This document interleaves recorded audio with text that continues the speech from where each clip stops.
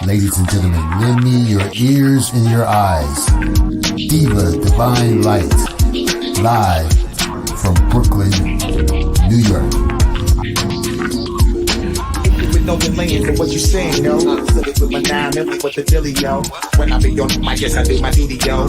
While I'm in the club, I be while in the studio. You don't wanna vibe, nigga, really and truly, yo. My main thug, nigga named Julio, he moody, yo. I'm a nigga that'll slap me with the tulio. Bitch, nigga scared to death, act fruity, yo. Fuck that, look at shorty, she a little cutie, yo. The way you shake it, make me wanna get all in the booty, yo. With no delaying for what you saying, yo. Diva Divine Light. Really my heart to me. Fucking seats what you got for me. Put more than hands with my eyes to see. Still $1 in the place to be. If you really my heart to me. Fucking seats what you got for me. Put more than hands with my eyes to see. Still $1 in the place to be. If you. You're watching Diva, the Divine Light. A fun-loving, caring, passionate person who talks about sex, celebrity, and real-life issues, and even abuse. So hit that like button and make sure you share the show. Really my heart to me. Fucking seats what you got for me. Put more than hands with my eyes to see. Still $1 in the place to be. If you really my heart to me. Fucking seats what you got for me. Put more than hands with my eyes to see. Still $1 in the place to be. If you really my heart to me. Fucking seats what you got for me. Put more than hands with my eyes to see. Still $1 in the place to be. If you really my heart to me. Fucking seats what you got for me. Put more than hands with my eyes to see. Still $1 in the place to be. If you. Here comes the pitch, and it comes in wide. On the combo.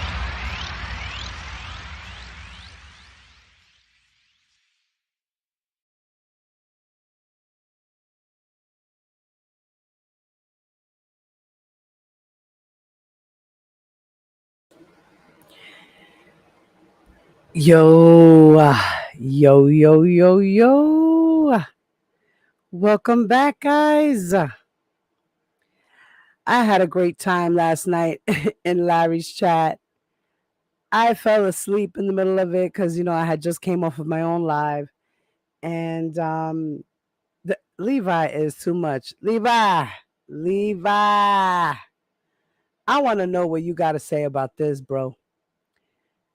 I'm going to, after I finish reading this document, I'm going to have an open panel. I'm going to drop the link for anyone who has an opinion who would like to come up and speak. I'm also going to put my phone number in. So if anyone would like to call in instead of coming on the panel and you have something you would like to say, I definitely expect people to have something to say. So the government dropped a motion this morning at about 1:30 a.m. or so. And it's to submit evidence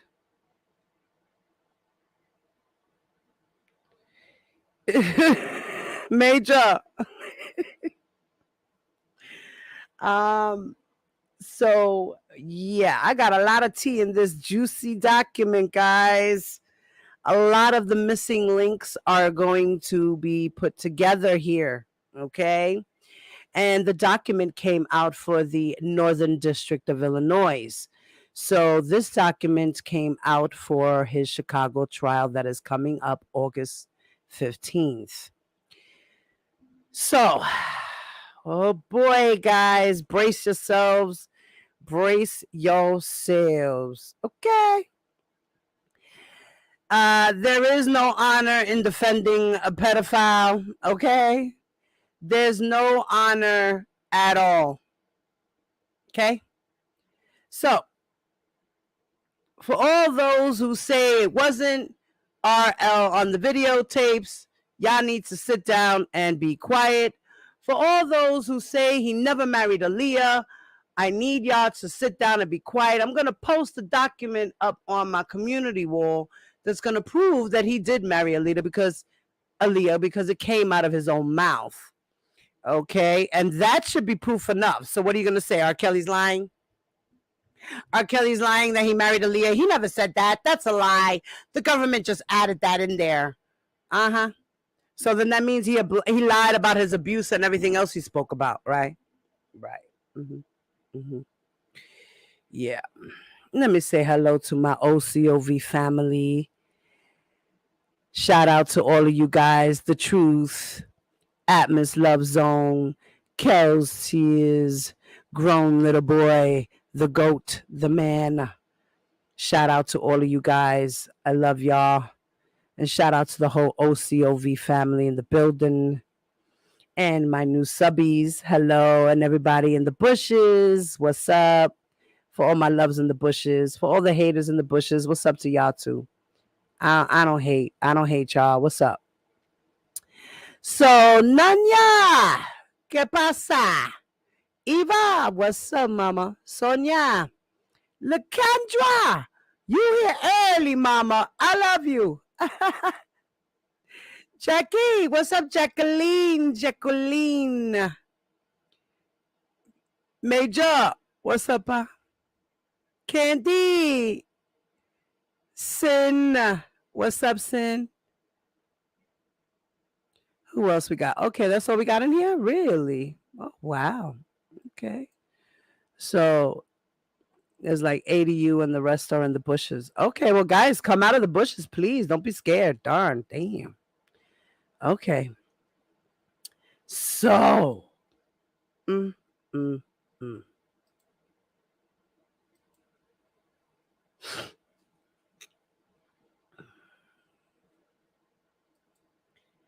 I think I'm going to put this on a solo play, okay, today. So this is from the United States District Court of the Northern District of Illinois, Eastern Division. The United States of America versus Robert Sylvester Kelly, a.k.a. R. Kelly, Daryl McDavid, and Milton Brown, a.k.a. June Brown. Case number 19CR567, Honorable Harry D. Lennenweber. Now, guys, y'all know I'm going to be off the screen, but I do have my phone, so I will every so often look at the chat, okay?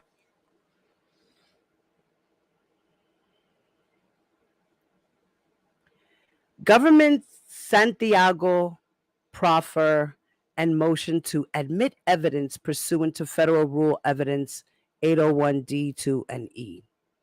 The United States of America, by its attorney, John R. Losh, Jr., United States Attorney for the Northern District of Illinois, moves to admit certain statements against defendants Robert Sylvester Kelly, Daryl McDavid, and Milton Brown, pursuant to Federal Rule Evidence 104A and 801D2E and United States versus Santiago. Now, this is to admit certain statements that are against the defendants, Robert, Daryl, and Milton. Okay? So that's basically what this motion is about. Okay? Now, in the introduction, it states that the defendants are charged with participating in conspiracies involving obstruction of justice and the receipt of child pornography in the form of video recordings. In this submission, the government provides an overview of the charged conspiracies that will be established at trial, describes the law governing the admissibility of co-conspirator statements. So in other words, they're going to describe in this motion laws that establish that these statements are admissible, okay, and they're co-conspirator statements, and outlines some of its evidence establishing the charged conspiracies based on the following. The government seeks admission of statements pursuant to Rule 801D 2E and requests a pretrial ruling of admissibility from the court in accord with the United States versus Santiago and established practice in this circuit. This submission does not detail all the government's evidence that would go to show the existence of the charged conspiracies, or all the co-conspirator statements that were made in furtherance of the charged conspiracies. So in this document, guys, it's not going to show you all the evidence. It's showing you a portion, a piece of the evidence that has to deal with the conspiracy charges. So rather, this submission highlights for the court certain of the government's evidence sufficient to establish the existence of the obstruction of justice conspiracy described in count 5 and the related receipt of child pornography conspiracy described in count 6. So in other words, the documents that they have is going to be related to count 5 and count 6, which is the obstruction and child pornography charges. Okay. And the participation of the co-conspirators. As a result, this submission does not list all the government's evidence and witnesses, nor does it provide all the evidence that will be presented by identified witnesses. So, this motion does not list all the government's evidence or its witnesses, okay? Nor does it provide all the evidence that will be presented by identified witnesses. So, like I said, this is just a little bit of what they got related to count 5 and count 6. Background. Overview of the charged obstruction of justice conspiracy. The superseding indictment alleges that from approximately 1996 to 2001, Kelly engaged in sexual contact and sexual acts with minors, including minor 1, minor 3, minor 4, minor 5, and minor 6. As part of this abuse, Kelly recorded himself engaged in sexually explicit conduct with minors on videotape. During this time, from approximately 1991 until 2014, Kelly and or one of Kelly's businesses employed McDavid as Kelly's business manager. As a business manager for Kelly, the services McDavid provided to Kelly and for Kelly included protecting Kelly's image, reputation, and assets when victims of Kelly's sexual abuse pursued or were part of civil actions. Count 5 of the superseding indictment charges Kelly and McDavid with conspiracy to obstruct justice relating to child exploitation and child pornography. McDavid and others knew of Kelly's sexual misconduct with minors and knew that Kelly recorded himself engaged in such conduct on videotape. In approximately 2001, thank you, Mama, Kelly and McDavid learned that multiple such videos were missing from Kelly's collection, including video 2, video 3, and video 4. After making this discovery, Kelly, McDavid, and others conspired to conceal and cover up evidence, including videos relating to Kelly's sexual contact and sexual acts with minors. Kelly, McDavid, and others also agreed to intimidate, threaten, and pressure others to falsify and make false entries in records and documents related to Kelly's sexual misconduct with minors. To accomplish this, among other things, Kelly and McDavid agreed to pay others to collect and return incriminating videotapes, and to keep silent about Kelly's sexual relationship with minor 1, among others. Further, Kelly paid McDavid to ensure McDavid would continue to conceal and cover up evidence of Kelly's sexual misconduct with minors. Based on these and other facts, Kelly and McDavid are charged with conspiracy to obstruct justice relating to child exploitation and child pornography, which is count 5. Overview of the receipt of child pornography conspiracy. Count 6 of the superseding indictment charges Kelly, McDavid, and Brown with conspiracy to receive child pornography. Now, Brown, like McDavid, provided services to and for Kelly for years. Count 6 realleges certain paragraphs from count 5, including those referencing Kelly's sexual conduct and sexual acts with minors, and Kelly's recordings of those sexual encounters on video. Kelly, McDavid, Brown knew of Kelly's recorded sexual activity with minors, and when they discovered that certain of the videotapes were missing, they paid others to recover and return certain videotapes. Specifically, between August 2001 and April 2007. Defendants conspired with each other. Individual A, Individual B, and others to receive Video 2, Video 3, and Video 4. Now, the government's argument, and they talk about the governing of the law.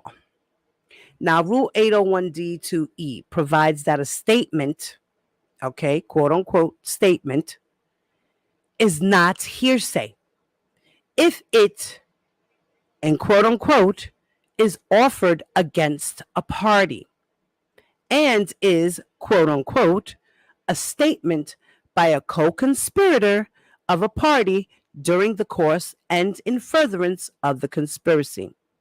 So admission of such co-conspirator statements against a defendant is proper where the government establishes by a preponderance of the evidence that 1, a conspiracy existed, 2, defendant and the declarant were members of the conspiracy, and 3, the statements were made during the course and in furtherance of the conspiracy.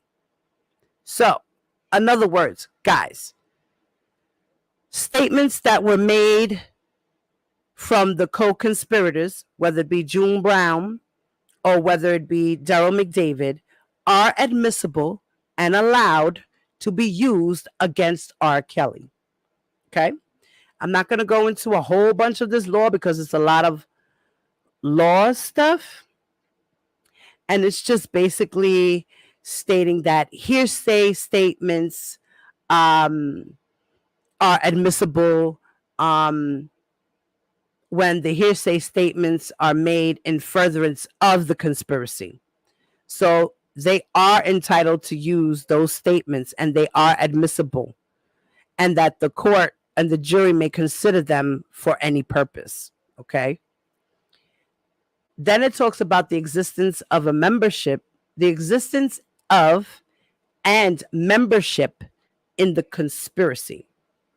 So in making the initial admissibility determination under the Santiago criteria, a court can consider the statements in question, those to be admitted, while a court may consider the proffered statements themselves as evidence of both the existence of a conspiracy and a defendant's participation in it. So the contents of the proffered statements alone are not sufficient to establish the existence of a conspiracy and a defendant's participation. But instead, there must also be some supporting evidence or facts corroborating the existence of the conspiracy and the defendant's participation in the conspiracy. Okay? And the evidence showing the existence of a conspiracy and the defendant's membership in it may be either direct or circumstantial. Okay? So it could be direct evidence or hearsay evidence. It doesn't matter. It's admissible. Okay. Okay. And it's just going to talk a whole bunch of that. And then it says that in furtherance of the conspiracy, that in determining whether a statement was made, quote unquote, in furtherance of the conspiracy, courts evaluate the statement in the context in which it was made and look for a reasonable basis upon which to conclude that the statement furthered the conspiracy. So under the reasonable basis standard, a statement may be susceptible to alternative interpretations and still be in furtherance of the conspiracy. So the co-conspirators' statements need not have been made exclusively or even primarily to further the conspiracy to be admissible under the co-conspirator exception. Okay. Now, here it says that in general statement that is part of the information flow between conspirators intended to help each perform his role, satisfies that in furtherance requirement. These include statements made, 1, to conduct or help to conduct the business of the scheme, 2, to identify other members of the conspiracy and their roles, 3, to plan or to review a co-conspirator's exploits, 4, as an assurance that a co-conspirator can be trusted to perform his role, 5, to inform and update others about the current status of the conspiracy or a conspiracy's progress, 6, to control damage to an ongoing conspiracy, excuse me, 7, to conceal a conspiracy where ongoing concealment is a purpose of the conspiracy, to reassure or calm the listener regarding the progress or stability of the scheme, to report conspirators' status and in turn receive assurances of assistance from co-conspirators, to describe the purpose, method, or criminality of the conspiracy, to recruit potential co-conspirators. Finally, it has long been the rule that any statement made by a conspirator during and in furtherance of a conspiracy is admissible against all co-conspirators. Okay? Many statements described herein and sought to be admitted against the defendant are independently admissible and do not require a Rule 801 D2E analysis. Now, a defendant's own statements. A defendant's own admissions are admissible against him pursuant to the Federal Rule Evidence 801 D2A without reliance on the co-conspirator statement rule. Now, in Rule 801 D2A provides that in pertinent part that a statement is not hearsay if the statement is offered against the party and is the party's own statement in either an individual or a representative capacity. So additionally, a defendant's own admissions are relevant to establishing the factual predicates for the admission of co-conspirator statements against him. So the agency statements made by a party's agent or employee on a matter within the scope of the employment relationship while it existed are admissible against him pursuant to Rule 801 D2D. Non-hearsay statements. The co-conspirator statement rule is not implicated where the relevant verbal declaration is not a quote-unquote statement within the meaning of Rule 801A. That is, not an assertion subject to verification. An example would be an order or a suggestion. This is because a statement is defined as an oral or written assertion or nonverbal conduct of a person if it is intended by the person as an assertion. Federal Rule Evidence 801A, thus, a statement which is incapable of verification, such as an order or a mere suggestion, is not hearsay and does not invoke Rule 801D2E analysis. So, additionally, the co-conspirator statement rule does not apply when a statement is not being offered for the truth of the matter asserted, and thus does not constitute quote unquote hearsay, as defined by Rule 801C. Now, accordingly, statements by alleged co-conspirators may be admitted against the defendant without establishing the Borgioli, I can't pronounce that, factual predicates set forth above, when such statements are offered simply to show, for instance, the existence, the illegality, or the nature or scope of the charged conspiracy.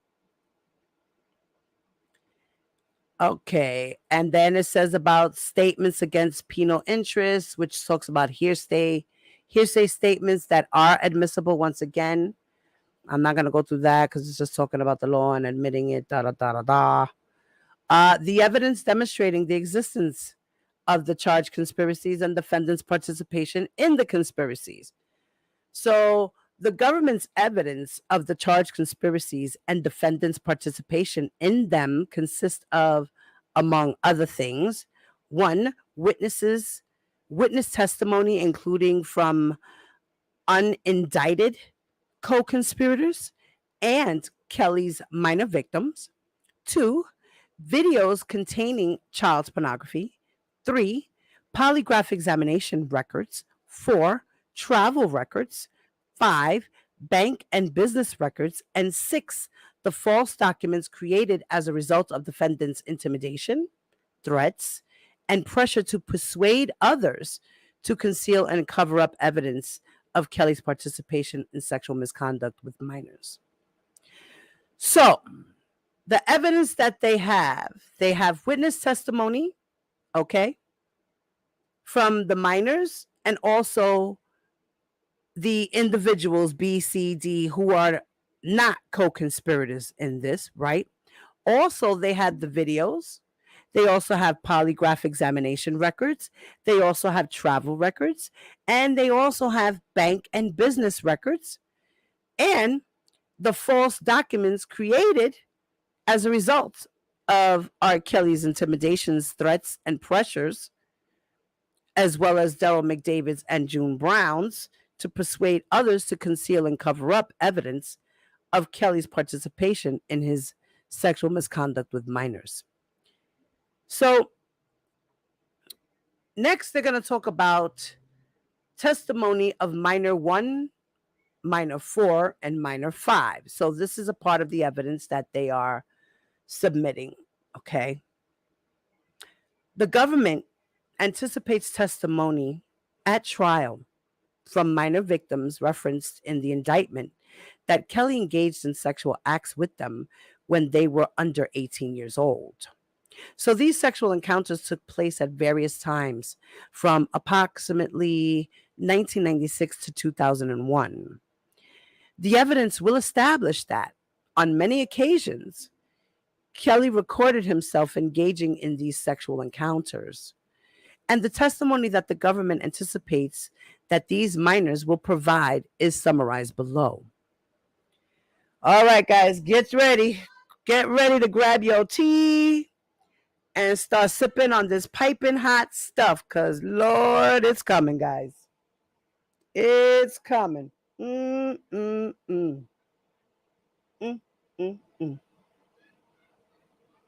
Wow.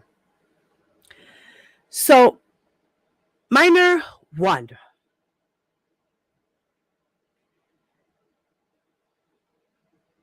Now, this is coming from minor 1. Okay, this is this is the testimony that the government anticipates that the minors will provide, okay, is summarized below. So they're just giving you a brief summary of the minors' testimonies, and they're just summarizing it and putting it into their own words of how they think it's going to play out in court. Okay. Minor 1 met Kelly around 1997 or 1998. Now, remember, guys, Rashonda Landfair was born in 1986. Okay. So from 1986 to 1996, she was 10. 1997, she was 11. 1998, she was 12. Just think about that. September 26th of 1986. In 1996, she was 10. 1997, she was 11. Or 1998, she was 12. And here it says when she was about 13 or 14 years old. So that kind of tells you that she met him in 1997 in September or October when she had just turned 13. Right? Of 1998. I'm sorry. Because she was 11 in 97, 12 in 98. So from January of 98 to September, she's 12.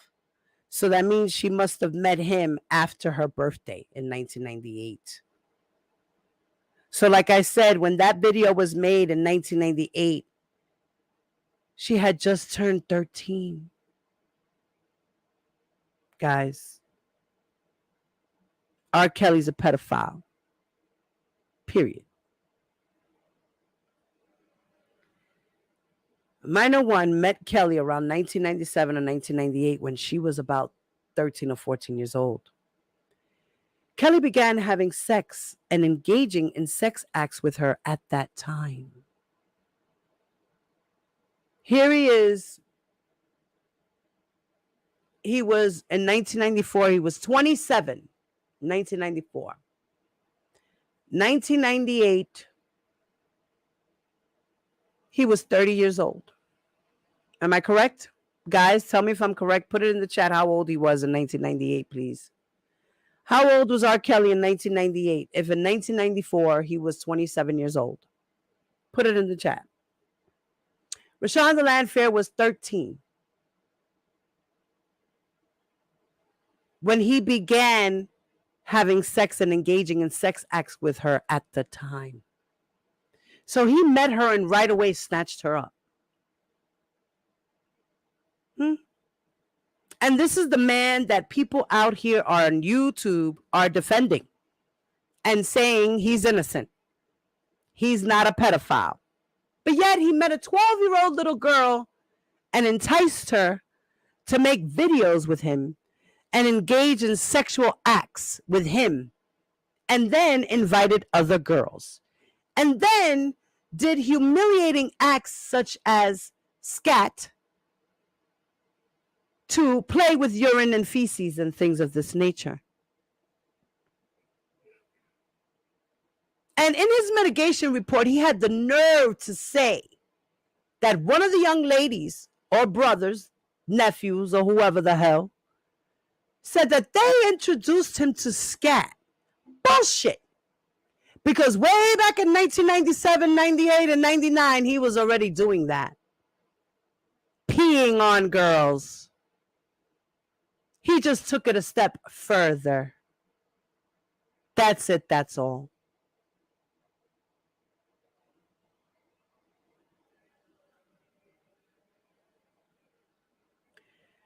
From the beginning, Kelly told Minor 1 that she was not allowed to tell anyone about the sexual activity. Kelly told Minor 1 that if anyone asked about their relationship being sexual, she should completely deny it and act offended that anyone would ask such a thing. And I bet you he said the same damn thing to Aaliyah.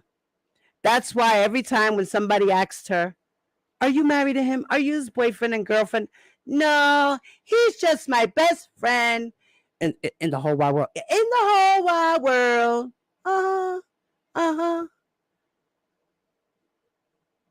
R. Kelly's a piece of shit. Say goodnight to the bad guy. He's never coming home. 30 more years. He will have a total of 60. Ba-doop, ba-doop. And that's my prediction.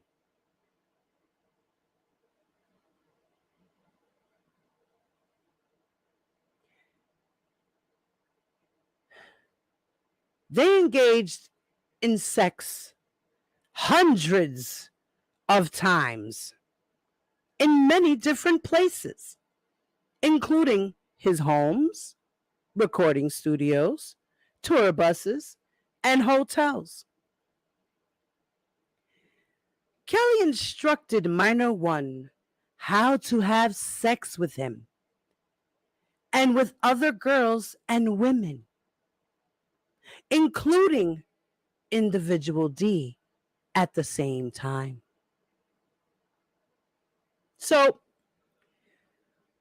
while he was teaching RL, he was teaching Lisa at the same time. So this is both your first time. I need both of you to do this, do that.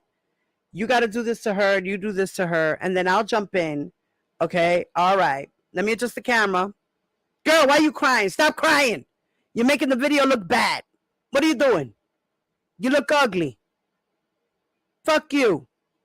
You better stop crying. I'm going to slap the shit out of you and give you something to cry about. And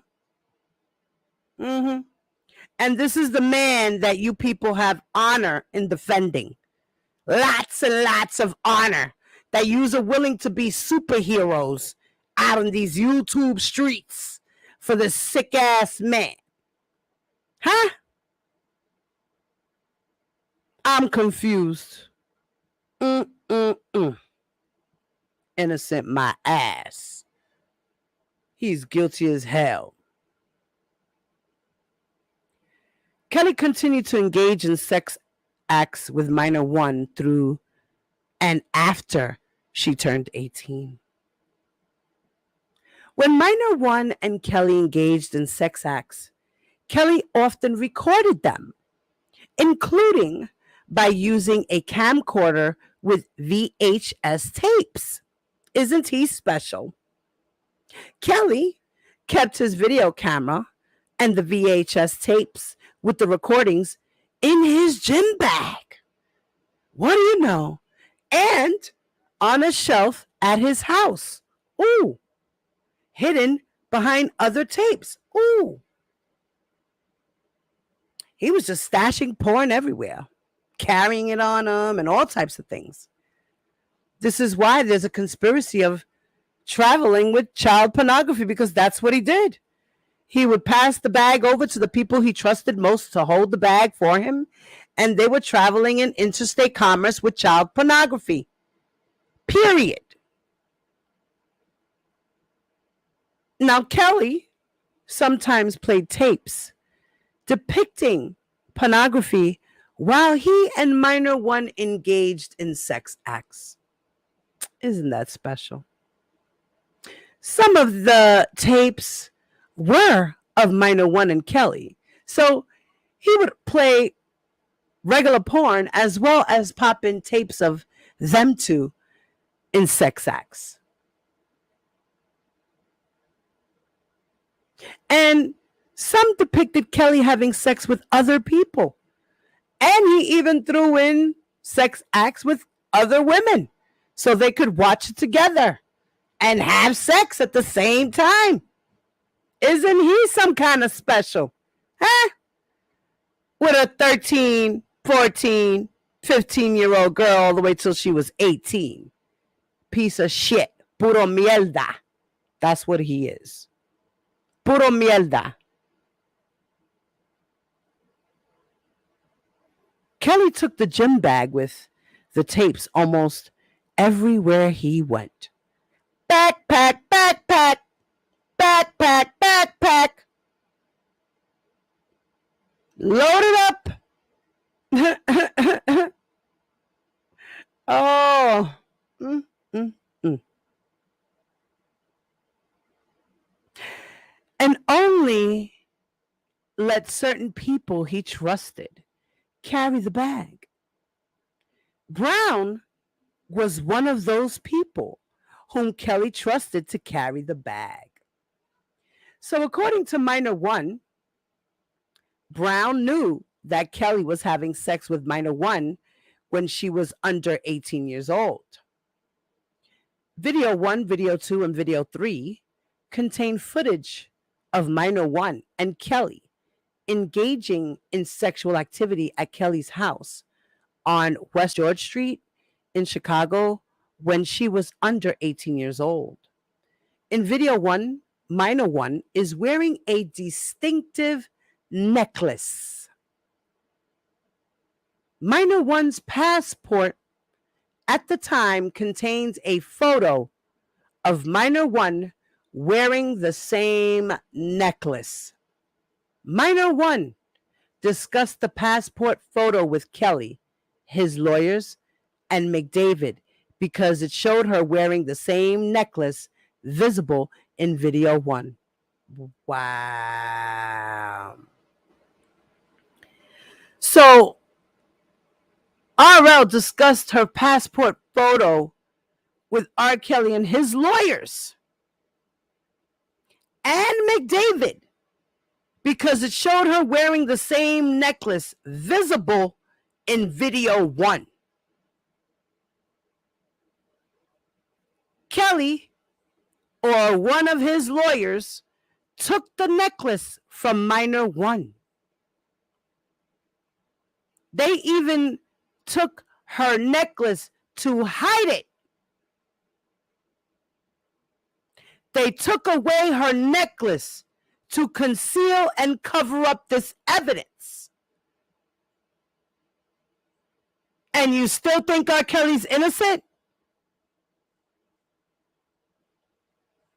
Additionally, Kelly created other videos depicting him and Minor One engaging in sexual activity together, as well as with other girls, including Minor 5, Minor 6, and Individual D. All while Minor One was under 18 years old. Now, in or about 2000, when Minor One was about 15 or 16 years old, government agencies began investigating allegations that Kelly was sexually abusing Minor One. Kelly instructed Minor One on how to act and what to say if she was questioned. Wow. He's been doing that for years. He did it to the girls, Joy and Az, during their interview with Gayle King. He prepped them for what to say and how to act and what to do, right? R. Kelly is guilty. He is not innocent. None of these actions are of a man who is innocent of any of these crimes. He's guilty as charged. In or about 2000, when Minor One was about 15 or 16 years old, they started the investigation. So, in or about around December 2000, law enforcement officers from the Chicago Police Department questioned Minor One about sexual contact with Kelly. Now, during the CPD interview, the Chicago Police Department interview, Minor One followed Kelly's instructions and falsely denied the allegations of Kelly's sexual misconduct. Now, the Chicago Police Department documented that information in a report. So, around late 2001 or early 2002, when Minor One was 17 years old, her family members learned about Video 1 and some of them saw the tape. Minor one continued to deny the sexual aspects of her relationship with Kelly to family and friends. Now, in the footnote here, it says that minor one's passport was issued on or about March 16 of 1998 when she was 13 years old.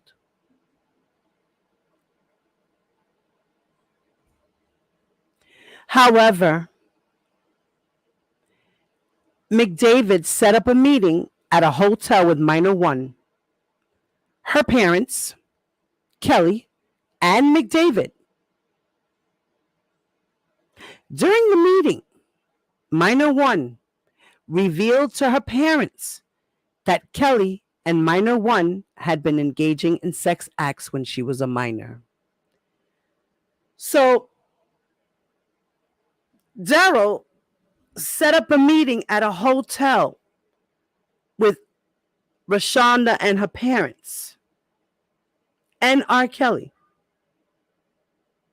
And that during the meeting, she revealed to her parents that she was having sex with R. Kelly when she was 13 years old. Kelly told minor one and her parents that they were either with him or against him. That's his famous line, huh? Mm-hmm. So, which minor one interpreted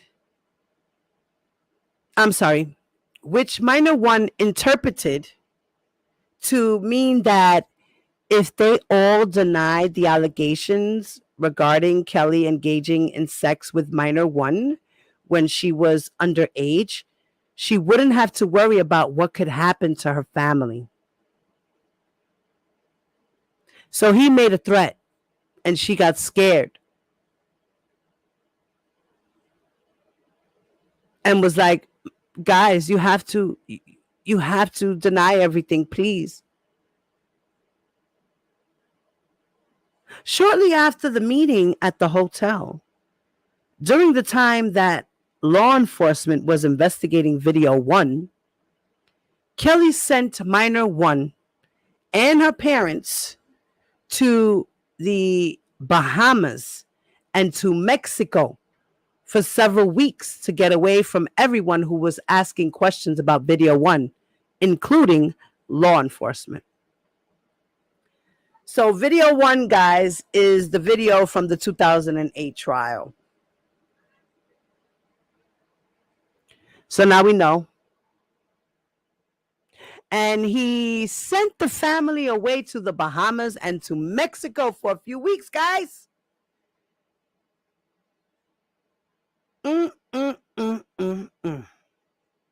Unbelievable. Say goodnight to the bad guy. He ain't never coming home. When minor one and her parents returned to Chicago area, Kelly isolated minor one and placed her in various hotels. Minor one was not allowed to talk to anyone other than Kelly and his associates, and her phone calls were monitored. This continued until minor one and her family agreed to support Kelly and denied to law enforcement that it was minor one on video one.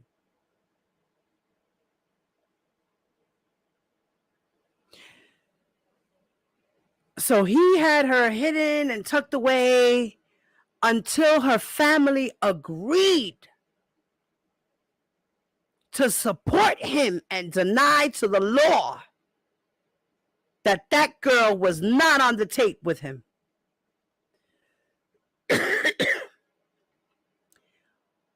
Is there any honor in defending a pedophile? Levi, the whole Kells Nation, all of y'all out here on these YouTube streets, is there any honor in defending this man? with all this preponderance of evidence slapping you in the face. I mean, come on now.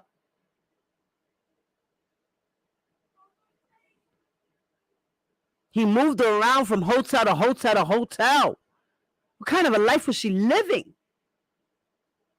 And you people say that these girls should thank God that R. Kelly was with them? Get the fuck out of here. Y'all could all kick motherfucking rocks with that stupid shit.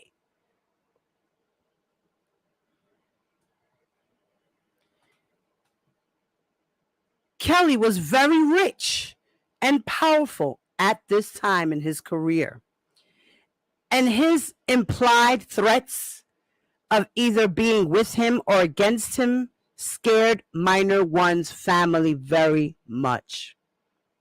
During the state's investigation, Minor One and her parents were subpoenaed to testify before the state's grand jury.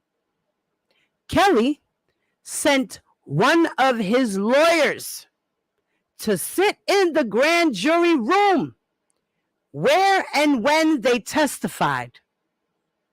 Minor One and her parents knew that the attorney was there to report back what they said. So he had the attorney, he was like, and I'm going to make sure that somebody's there to watch what you say. And you better watch what you say. And you better say what you said you was going to say. And you better deny it.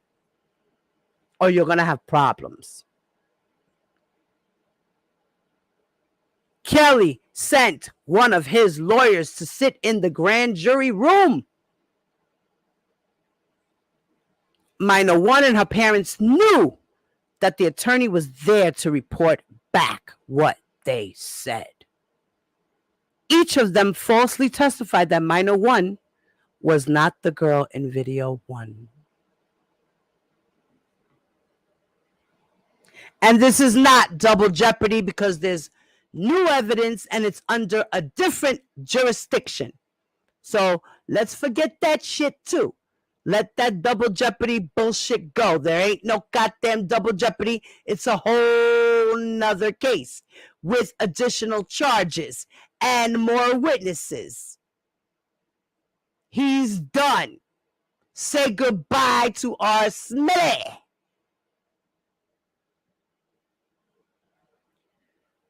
Minor One had conversations with McDavid about Kelly having sex with her. McDavid was present when Kelly's team strategized about what to do with video 1 and its depictions of Kelly engaged in sexual activity with Minor One. Minor One will also describe McDavid's participation in what to do with the necklace and its depiction in both video 1 and Minor One's passport photo. In 2008, just prior to and during the state court trial involving video 1, Kelly isolated Minor One from her family and friends and controlled her movements and contacts with others. Kelly's lawyers prepared Minor One on what to say if she were called as a witness. R. Kelly's lawyers were complicit in this crime to conspire to obstruct justice. Those lawyers should be sitting next to him. I know Ed Jensen is dead, but what about Samuel Adams, Jr. and Sr., and whoever else was involved as a lawyer?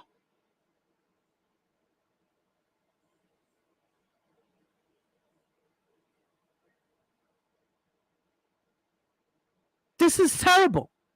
Those lawyers should be barred. They should not be working for the government anymore.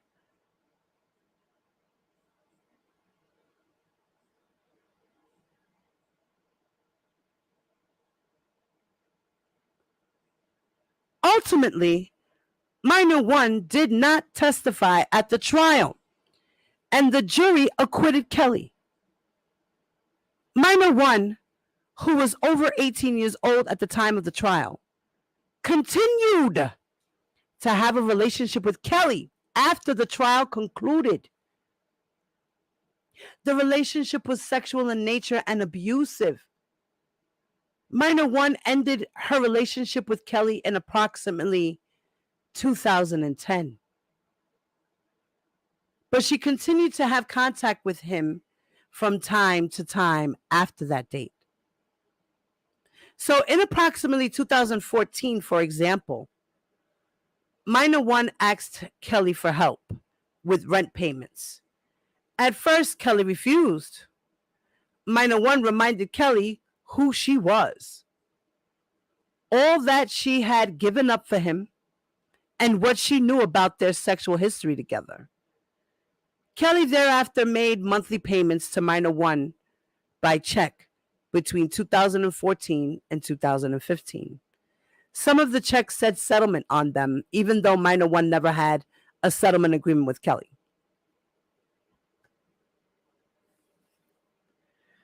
Oh, Mashana, you are so strong, honey. You are so strong. God bless you. May this man never see the light of day again. This is all for you, ladies. Justice will be served all the way around. This man cannot continue his stuff. He cannot continue to walk this earth free. He will be trapped behind bars, tortured, in pain, paying for all his sins, because the Lord has put him there. The Lord sees him where he needs to be fit, and that is where he is, in a jail cell, looking at four walls with no air to breathe.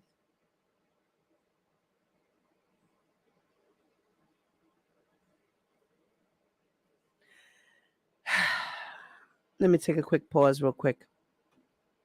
Give me a moment, guys.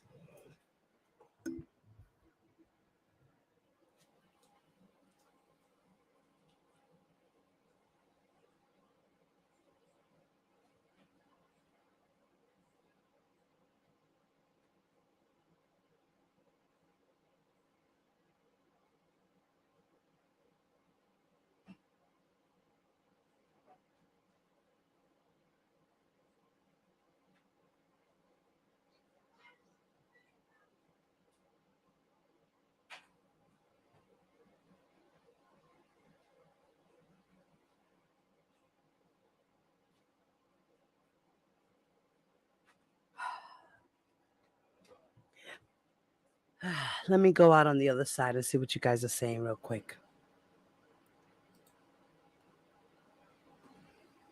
Okay. Let's see what y'all saying.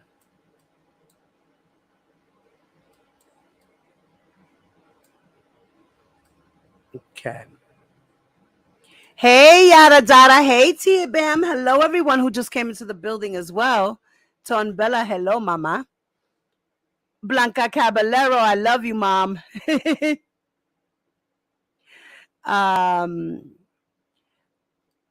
Major says, let's see. Levi said on Larry's show, we need one juror. Shaking my head. So you need one pervert who is going to hear all the evidence and see the tapes, then say not guilty. I guess a win is a win.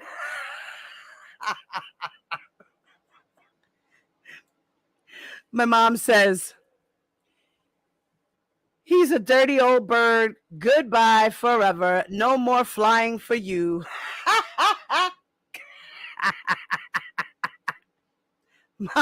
Mom said, yeah, R. Kelly believed he could fly. Not anymore. He ain't flying nowhere. Where he flying? He ain't going nowhere. He ain't flying the coop, the nest, the cell, none of that. Hey, Cali King, what's up, baby? And Mom, thank you, Mom, for the super chat, baby. I love you. Okay. Blanca laugh aloud. You know that's my mother. Yo, she my mom be straight. She's straightforward with that. Listen. Lock his ass up and throw away the keys. Yes, sin. Okay. Lakendra, what's up, mama? What's up, Sin? What's up, ladies? What's up, daddy's girl? Hey, Aisha. Hey, Callie King. Yes, please don't forget, guys, hit that like button. Thank you. She said due to Jive Records. Yeah.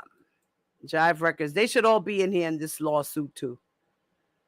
The woman needs to sue Jive for trying to obstruct justice. They do. I don't understand the justice system and how they're going about all of this. I mean, I know they want their man. They want R. Kelly. He's the predator in question. Yes. But all these other people need to take accountability for their bullshit, too, for just helping him.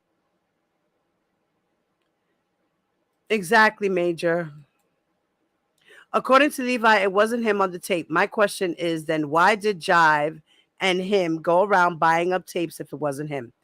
Exactly, Major. Jim is one of the names from a credible source. What up, Love is Fair? What's up, baby? Hey, Sharice, mama. What's up, mommy? Okay. They are putting this on record because either McDavid or June Brown or both are going to testify. Well, I'm pretty sure one of them are going to testify. Or they just have their testimonies and statements relating to the conspiracy is what they're saying, that they have information relating to statements that were made in furtherance of the conspiracy. So they have corroborating evidence, whether it's hearsay or direct evidence. Okay. Somebody is going to snitch. 31. Okay. So R. Kelly was 31 years old and Rashana Landfair was 13. Now, who's going to tell me that is something cool? Levi! 13 and 31. The numbers were flipped around. 13 and 31. He must have been like, oh, we're a cute match. He. Look, you're 13, I'm 31. Look, if I flip my numbers around, I'll be 13. If you flip your number around, you'll be 31. He. Acting like a little boy at play, I bet. Sick ass, pervert ass motherfucker. Get the fuck out of here. R. Kelly needs to go sit his whole ass down and never get up. It was Carrie in Levi's voice. Yeah, it was Carrie Kelly. Right. Uh-huh. Right. It was Damon Pryor and Lisa Van Allen. Right. Mm-hmm. Innocence. Right. My ass. Uh-huh. He's a whole piece of shit. You got that right. Mm-hmm. Hey, his lordship. It's Lisa that he tried to blame for scat sex. Really? Just V. Are you serious? Get the fuck. Get. Oh, I cannot. Where did you hear that from, mama? Did you just come up with that or did you hear it somewhere? Hey, Lady Eugenia. Hey, Aisha. Hey, Just V. His lordship puts the videotapes. That's the same bag the cops in Florida found, but the judge threw it out because they didn't have a search warrant. Papi, let me tell you something, Major. They found more than just the bag. They went into his room. And found porn on laptops. They found tripods with cameras set up in the room. We're going to go over that. I have the paperwork for that. I did a video on that a long time ago. I posted it up on my community wall for those who didn't see it can see it. But maybe one of these days I'll do a live and a live, you know. I don't understand how one man needed so much porn. He was addicted, Just V. He was addicted to sex and to porn. He was just addicted. His life was one big party. It really was. sex, drugs, and rock and roll. He literally took that shit literal. Because no grown woman would do all that stuff he was into. That's why he groomed them young. You know, some grown women are into that stuff, Major. I beg to differ, okay? Hey, Damien, what's up, puppy? Do the rest of y'all think this case is worse than the New York one? Oh, hell yeah. He's going down easy on this one. They ain't gonna be no questions about nothing. Yes, unbelievable. Stole her teenage years. He sure did. He sure did. He made her. He did exactly what they did to him with her. He raised her to be hypersexualized, and I'm pretty sure she is. I'm pretty sure she is. And it's not her fault. I'm pretty sure she was very promiscuous. Here comes the cash. Yep. First judge said he was guilty as hell before he died. Exactly. Judge Gahn said that he was guilty as hell. He gave him the Beatles shots. Now, remember, R. Kelly said in his mitigation report that he had no sex for a whole year. And that is because of that shot. I didn't know that. Yes, he did. Ed Jensen admitted that he was guilty as hell before he died. But he did not admit that he knew a lot of shit. You know what I mean? But he just admitted that he was guilty as hell. That's all he said. This is so sick. It is. Yep, he did it. On his deathbed. Yep. Wow. Yep. Yes, look it up, Major. Then his son came behind him and said he just said that because he was sick and dying. Now, you know that was a lie. He wanted to come clean before he died. Exactly. He kidnapped this girl. He sure did. The father may have died with all the stress. I'm pretty sure, you know, and his health wasn't all of that par. You know, he might have had heart problems, you know, high blood pressure, cholesterol, diabetes. He was a big man. You know, you don't know where his health issues lied. This motherfucker, all up kinds of people just for his sick pleasure. Daddies, exactly. She was living in the garage for, yes, as his house mom. She taught the girls how to please him. Everybody needs to go to jail. Facts, father and son. They need to add kidnapping to his charges. Hey, Lordship. Her brother knows and Chance the rapper. Everybody. Follow the money. And that's exactly what they did, Major. They followed the money. This is the reason they killed Linda Mensch, to keep her shut. I believe it's so, too. I believe she was murdered. I believe she was murdered. And she was murdered by R. Kelly's team. I'm alleging this. This is something that I am alleging. I think that it was a setup. Something's not right with that. Yeah, this is deep shit. Yada, right? Aren't 4 people lost? Right. Aren't 4 people lost their lives because of him? Yes, I believe it was 3, actually. Candy. Arline is related to 1, the Jive Records people. Really? I didn't know that. Yada, don't want to put names. Okay. Talking my language. No, I know too many people in Chicago. I went to school with who fooled with this man. Remember, he never left Chicago. Yeah, he never left Chicago. I'm wondering if they have juice. I think they do have juice. I believe they had her testimony in New York. I don't know if they're going to use her as corroborating evidence because she did not testify in New York, but maybe they might use her in Chicago. So Yada, did you, wow, so you've seen firsthand the saga. Hey, I'm Queen. What's up, mommy? What's up, Julie? Yes, that's a disgusting piece of crap. Yes, he is. RL must have been ripped apart. God forgive me. For real, bendito. Just V says it was in one of the sentencing documentaries. He said she was into all that freaky stuff. Yeah, it was in the mitigation report. Now, but what they did was they redacted the person's name.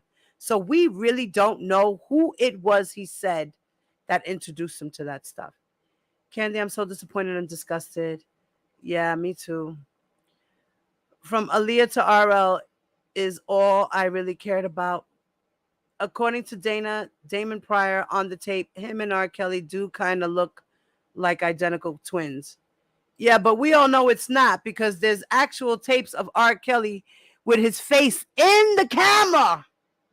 He's in the camera. He was supposed to take shots. Oh, horny goat. Dana can't see that good anyway. Yep. I believe that too. Yep. Okay. Major, do you believe Dana knows the truth, right? I believe they all do, but they got to do what they feel is right. They have to stick with the fight. They can't give up because all these supporters are counting on their hopes. They have to do their job at the end of the day. Everybody on YouTube has to do their job and support the people that they need to support.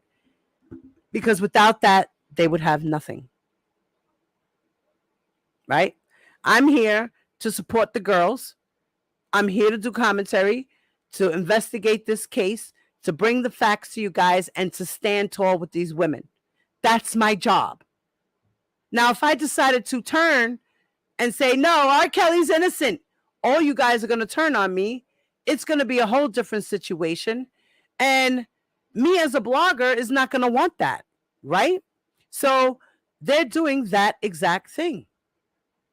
They don't want, they feel that he's innocent, but he's guilty. Okay, I can say that. Let's just put it like that.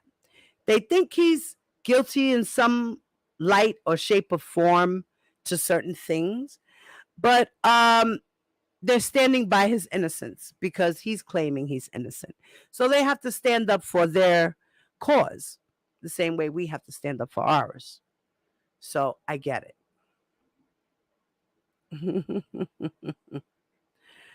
All right, let's go back to continue reading. Okay. Now it's going to go on to talk about Minor 4 and her testimony. Now, Kelly engaged in a sexual relationship with Minor 4 from 1999 to 2001, when Minor 4 was 16 to 18 years old. These sexual encounters occurred numerous times and in numerous locations, including Kelly's recording studio in Chicago and hotels. Once, when Minor 4 was 16 years old, Brown told Minor 4 that Kelly wanted Minor 4 to get a hotel room and wait there for Kelly. Brown wanted Minor 4 to reserve the hotel room herself. Minor 4 told Brown that she could not because she was only 16 years old. Minor 4 got the hotel room key by picking it up at Kelly's recording studio. So he had somebody go do the reservations, get the key, bring it back to the studio or whatever, and then had the girl go to the studio, pick up the key, and then go meet him at the hotel? And according to Minor 4, Kelly recorded himself engaging in sex acts with her, and on at least one occasion, Kelly recorded himself having sex with Minor 1 and Minor 4 together. So he just liked to make tapes of himself having sex with women and kids, and it just didn't matter if they mixed, they mingled, boy, girl, straight, gay, pee, shit, it didn't matter. It was all for his sexual gratification. He wasn't worried about nobody else but himself. Now, Minor 5, as we know to be Rashonna Landfair's cousin, right? In 1998, when Minor 5 was approximately 14 or 15 years old, Kelly engaged in sex acts with her. Kelly had threatened Minor 5 that he would tell her mother she kissed a boy. That right there intimidated that little girl. Ooh, I'm going to tell your mother on you that you kissed a boy if you don't do what I tell you to do. if you don't have sex with me, I'm going to tell your mother that you kissed a boy. Minor 5 felt both fear of and loyalty to Kelly after their first sexual encounter. Kelly told Minor 5 that they, quote unquote, all had secrets now. He did exactly what a predator would do. Shh. This is our little secret. You can't tell nobody, okay? Because they won't be mad at me. They'll be mad at you because I will say that you are a liar.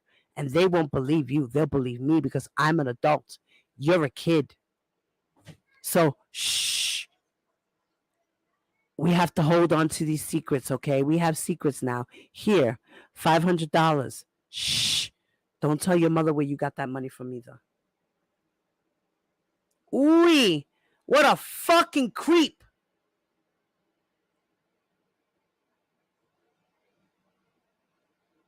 After their first sexual encounter, and counting, after the first sexual encounter and continuing until Minor 5 was 17 years old, Kelly engaged in sexual acts with Minor 5 together with Minor 1 at least 100 times. These sexual encounters took place at Kelly's home, his recording studio, his tour bus, and hotels. These encounters involved Kelly and Minor 5 alone, Minor 5 and Minor 1 together, or Minor 5 and other girls under the age of 18, including Minor 6.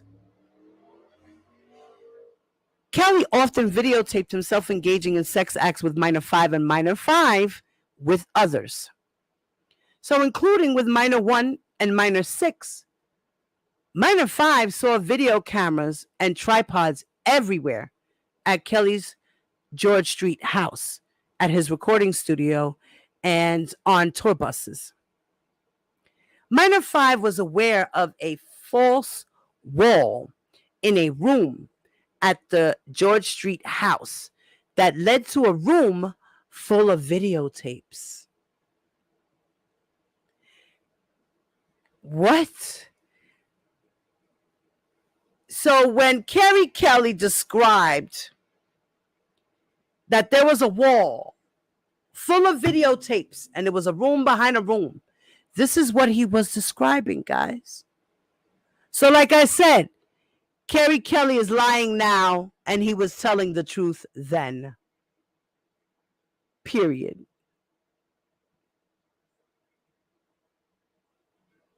I think he was just lying and trying to cover up for his brother because his brother must have given him some money.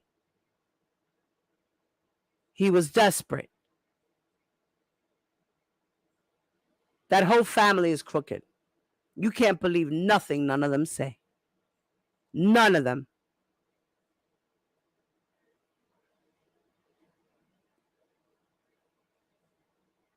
Now, Minor 5 was aware of a false wall in a room at the George Street house that led to a room full of videotapes. Now, Kelly also kept videotapes in his gym bag. In late 2001, the Chicago Police Department interviewed Minor 5 and her mother and showed them still images from video 1.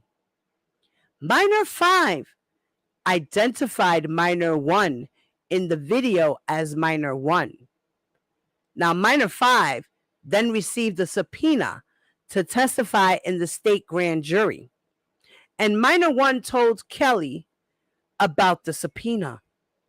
So Kelly told Minor 5 that the police were making him out to be the bad guy and that she should say that it was not Minor 1 in video 1.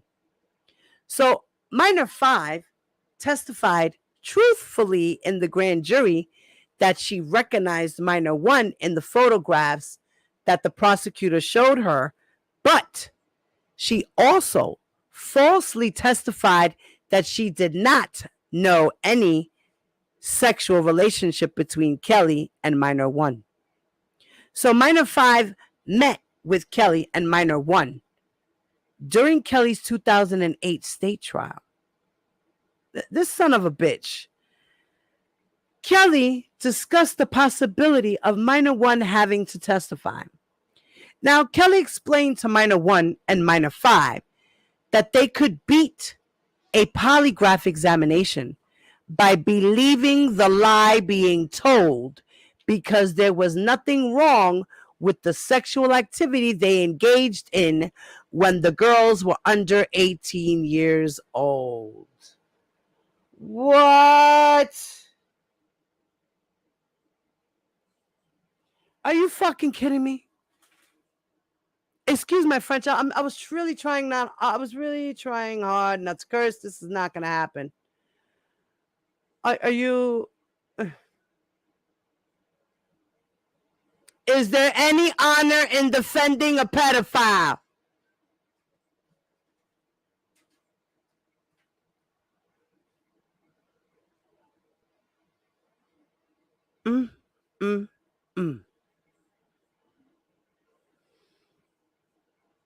Kelly encouraged minor 1 to try and convince minor 5 to deny that it was minor 1 on the tape and to deny that the 3 had sexual experiences together. Oh, excuse me, guys. Wow. Unbelievable.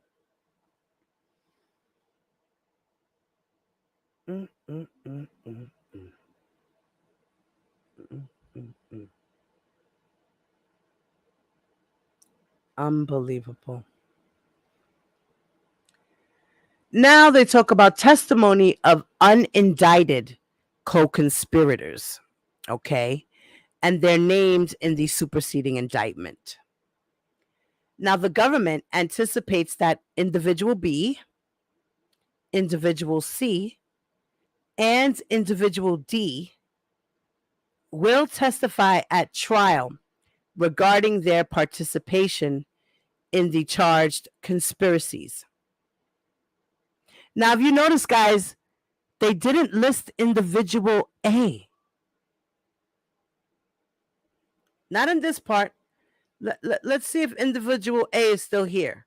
Because individual A is not here. It's definitely Jack Palladino, and he's dead.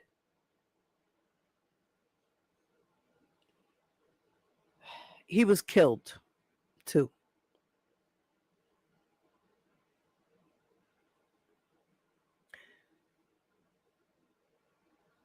The government anticipates that individual B, individual C, and individual D will testify at trial regarding their participation in the charged conspiracies. So the testimony that the government anticipates from these individuals is summarized below. Now, individual B. Okay? Individual B met Kelly in the 1990s. Individual B did some concert promotional work for Kelly and some work while Kelly was on tour. Individual B also managed a music group signed to Kelly's record label, and as a result, individual B spoke with Kelly, McDavid, and Brown about various matters related to the group. So individual B, guys, is Keith Murrow. Somebody type that in the chat. Individual B is Keith Murrow. Murrow or Murrow. I don't remember how to, I think it's Murrill, I believe. Or Murri, or Murriell. Something like that. So, in approximately 2001, when individual B was living in Kansas City, Kelly called individual B and told him that Kelly needed something recovered and that he would pay individual B to do it. So later, McDavid and individual A, okay, Jack Palladino, I believe, is individual A, who is a private investigator working on behalf of Kelly, called individual B and explained that they needed individual. Okay, so no. Sorry, guys. Take that back. It's not Keith Merrill. It is Charles Freeman. Individual B is Charles Freeman. Individual B is Charles Freeman. Let's take that back. Individual B has to be Charles Freeman. Wait.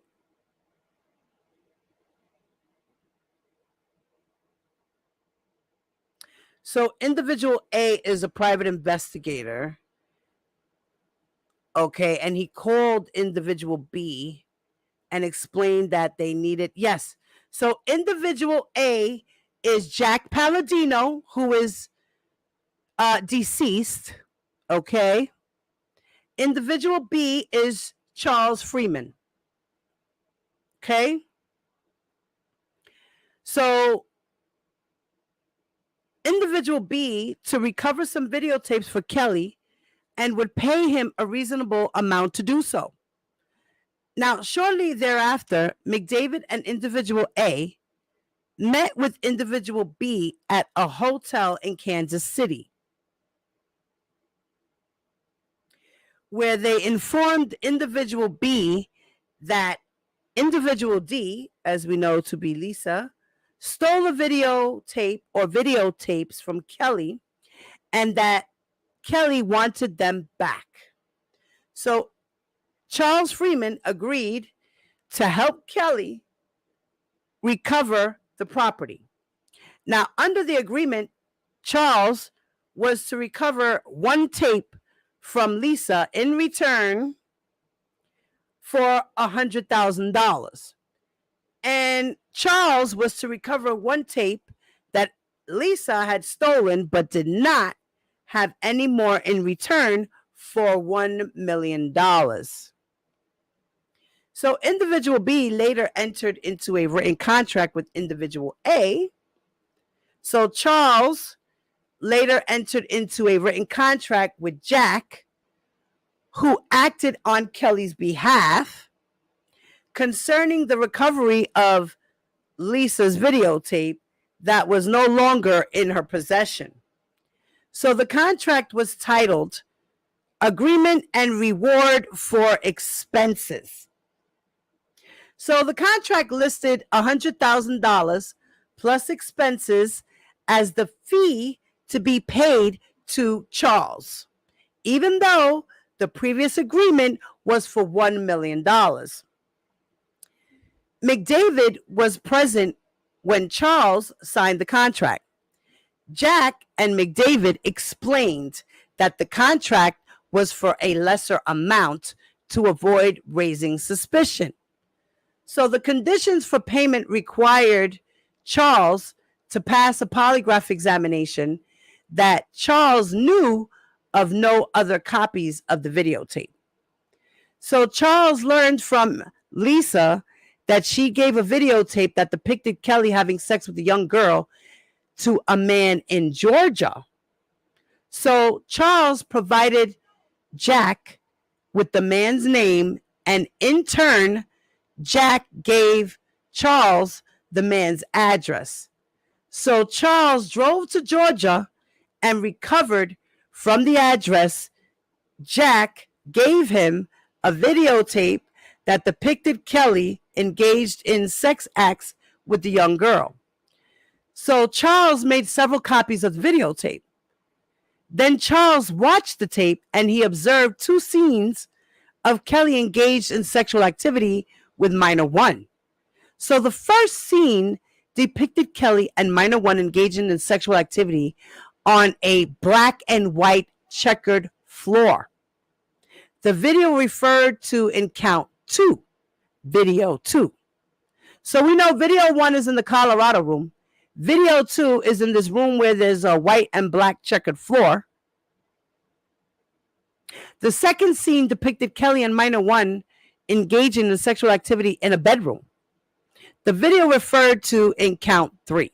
So there's one in the Colorado room, one in a room where there's a black and white floor, and one in a room where they were on the bed. Those are the 3 videos that they have.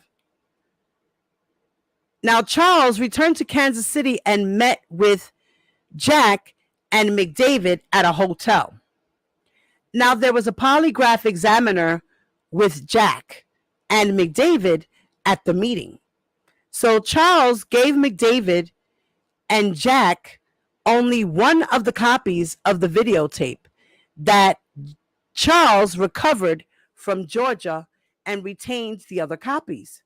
So the videotape that Charles obtained in Georgia did not contain a separate video of Kelly, individual D, and minor 1 engaged in sexual activity.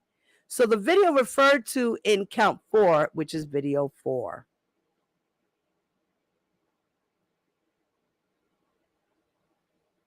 So video 4 is the with Kelly, Lisa, and Rashonda. Now, Charles asked for payment. The request was refused, and Charles was accused of making copies of the video and keeping the copies. Now, Charles admitted that he made copies but refused to submit to a polygraph examination. So the meeting became contentious. McDavid and Jack told Charles he could get in trouble for possessing child pornography and accused him of trying to extort Kelly. So Charles remarked that Kelly could go down for having sex with young girls. Kelly called Charles after the meeting, and then Kelly asked Charles to be smooth. R. Kelly asked Charles to smooth things over with McDavid and individual A with Jack, and he would get paid. Charles traveled to Chicago and met with Kelly, McDavid, and Brown at Kelly's recording studio. So Kelly questioned Charles regarding the videotape that he recovered and told Charles that Kelly's life was on the line because he was being investigated for a sexual interest in underage girls. So Charles agreed to turn over another copy of the tape he recovered, but did not tell Kelly that he had even additional copies of the video. So Kelly said that McDavid would give him some money as a show of good faith. So McDavid gave Charles $10,000 in cash before Charles returned to Kansas City. So Charles and Jack and McDavid, again in Kansas City, and submitted to a polygraph examination. The examiner asked Charles whether he made additional copies of the videotape. Charles said no. The polygraph examiner determined that Charles passed the polygraph examination, even though Charles had in fact made additional copies of the videotape.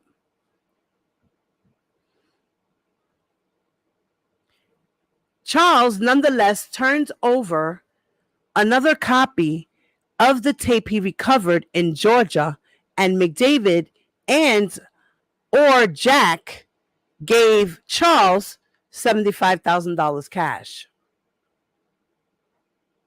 Now, over the next years, until approximately 2008, Charles received large sums of money every year or every other year as payments towards the $1 million he was owed. Now, Charles never received the full amount. So, in approximately mid to late 2002, Charles met with Kelly and Brown at R. Kelly's home in Olympia Fields. Brown placed a videotape into a VCR, and together they watched a scene which showed Kelly, Lisa, and Rashonda engaged in sexual activity. The video referred to in count 4, video 4. Now, Kelly asked Charles the location of the copy of the videotape that contained the footage, since the videotape that Charles recovered from Georgia did not contain the scene. So R. Kelly wanted the video with him, Lisa, and Rashana, but Charles gave another video, and it didn't contain the scene they were looking for. So Charles returned to Kansas City and spoke to individual C about the missing scene. So I'm thinking individual C must be Keith Murrow.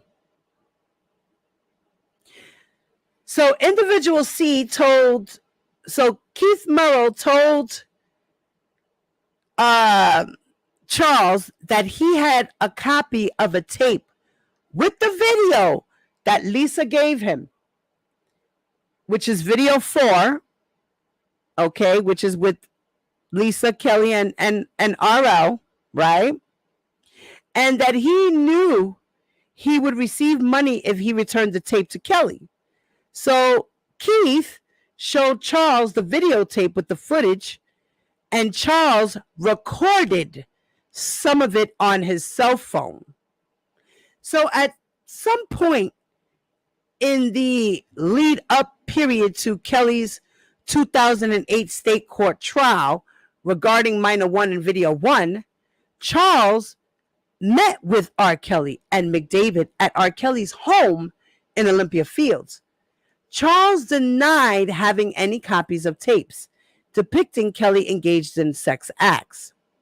Now, Kelly told Charles that he, Charles, would be dead if another tape of Kelly engaging in sex acts with a minor surfaced. So Kelly further stated that Minor 1 and her family would not testify against him because he relocated Minor 1 and paid off her family. Now, Kelly expressed concern about Charles disclosing information about the tapes. So the following day, Charles met with McDavid, who gave Charles approximately $100,000 in cash. Now, during Kelly's state trial, in approximately June of 2008, Charles contacted the news media outlets and advised that he was holding a press conference about Kelly. So Charles wanted Kelly to pay the balance of the $1 million owed to him, and he wanted Kelly and his team to know that he was willing to disclose what he knew about the tapes containing Kelly engaged in sexual acts with Minor 1, their agreement about the recovery of the tapes. So later that day, Kelly asked Charles not to hold a press conference. That night, Brown gave Charles approximately $10,000 to $20,000 cash. The next day, Charles met with McDavid, who paid Charles approximately $130,000 to $140,000 in cash. Now, Charles then canceled the press conference. So Charles Freeman is individual B, guys. Put that in the chat. Individual B is Charles Freeman. Individual D met Kelly in the late 1997 or early 1998 in Georgia. They began a sexual relationship a short time thereafter. Kelly liked to videotape them having sex. Kelly convinced Individual D to have threesomes with him and other girls and women. Individual D engaged in sexual acts with Kelly and Minor One on at least 3 occasions when Minor One was under 16 years old. The first time occurred in a room in the lower level of Kelly's residence on George Street. Kelly set up a camera before the 3 of them began to engage in sex acts. Individual D engaged in threesomes with Kelly and Minor One in other places, including on the basketball court in the George Street residence and in a trailer. Each time Kelly filmed the encounter. Kelly kept a duffel bag with him wherever he went. Individual D looked inside the bag and saw that it was full of VHS tapes. In approximately 2001, Individual D searched through the bag of tapes until she found one that contained footage of Kelly, Minor One, and herself engaging in a threesome. The tape had 3 different scenes on it. The first depicted Kelly and Minor One in a room with a black and white chess or checkerboard pattern on the floor. Video 2. And the second depicted Kelly and Minor One in a bedroom, which is video 3. So the third depicted Kelly, Minor One, and Individual D having sex in a room with wood walls on the lower level of Kelly's George Street residence, which is video 4. Shortly after taking the tape, Individual D gave it to Keith, who lived in Kansas City. Now, later, Individual D moved to Georgia, where she remained in contact with Kelly through 2007. So in early 2007, Individual D learned that Keith still had the videotape containing video 2, video 3, and video 4. Now, Individual D knew by this point that a different videotape of Kelly engaging in sex acts with Minor One, which is video 1, had been leaked to the public. So Individual D was concerned that the tape with her engaging in sex acts with Minor One and Kelly would also be leaked to the public. So Individual D reached out to Kelly about the videotape through an acquaintance. So Kelly flew Individual D to Chicago to meet at his home in Olympia Fields. During the meeting, Kelly asked Individual D questions about the videotape and offered her $250,000 to recover it from Keith. Kelly said that Individual D could divvy up that money however she needed to get that tape back. Kelly further stated that McDavid would handle all of the arrangements. After the meeting, Individual D contacted Keith. Now, Keith agreed to fly to Chicago and return the tape. Now, Brown met Keith when Keith arrived in Chicago. Now, Brown drove the 3 of them, Brown, Keith, and Lisa, to an attorney's office on Jackson Street near the federal courthouse in Chicago. Individual D and Keith met with McDavid in an attorney's office. McDavid and Individual D watched tape containing video 2, video 3, and video 4. According to Individual D, McDavid was most interested in the parts that showed Minor One and the multiple references on the tape that Minor One's 14-year-old body parts. McDavid kept the videotape.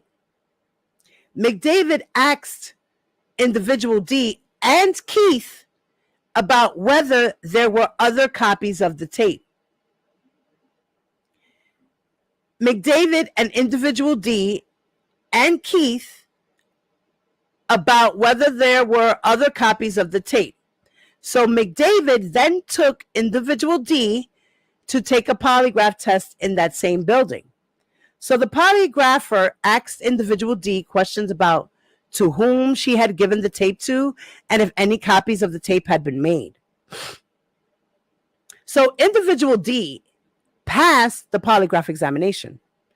Individual D learned that Keith took a similar examination but failed because, as individual D understood it, Keith had made a copy of the tape before traveling to Chicago. After the examinations, McDavid gave individual D and Keith $20,000 each in cash. Now, McDavid stated that they would receive an additional, that they would each receive an additional $80,000 when they returned with the copy of the tape that individual C made, that Keith made. So McDavid said he would pay individual D the remaining $50,000 of the $250,000 Kelly promised after Kelly's state trial. So now, guys, you have to remember right now that all of this is going on while he's waiting for his trial to start. He's out on bail at this point. He was released on $750,000 bail. He was out on bail doing all these things. This is a reason why he did not receive bond. This is why he was a risk of flight. He was a criminal charged, waiting for trial to be convicted, and bought out his way of his trial. He was committing crimes while waiting for his trial. He didn't win that case. He beat his case, like he said. I beat it. He did unlawful criminal things to beat his case because he knew he wasn't going to beat it. He wasn't going to win, shall I say. So he beat it. He knew he wasn't going to win. So he cheated and he beat his case.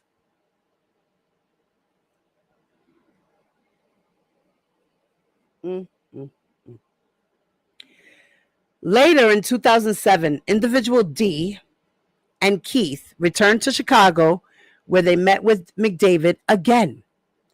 Now, Keith brought with him another copy of video 2, video 3, and video 4 and gave it to McDavid. So individual D and Keith each took polygraph examinations, and each of them passed the examinations. McDavid gave individual C, Keith, $80,000, but only gave individual D $50,000 in cash. Now, McDavid said that if it wasn't for individual D, they would not have had to pay Keith $100,000. So individual D returned to Chicago a third time. Individual D took a third polygraph examination during this visit. Individual D was questioned about matters unrelated to the videotape. So the polygraph examiner determined that individual D failed the polygraph examination. So McDavid accused individual D of being disloyal and threatened her. McDavid ultimately gave individual D the $30,000. McDavid told individual D that she would have to talk to a lawyer and deny ever having sex with minor one. So McDavid waited in the hallway while individual D spoke to a lawyer who later turned over a summary of the interview to Kelly's attorney at the time. And during the interview with the lawyer, individual D falsely denied ever having sex with the minor. See, so that's why Sam Adams was able to rip apart Lisa on the stand, because she was forced to falsify statements saying that it wasn't her.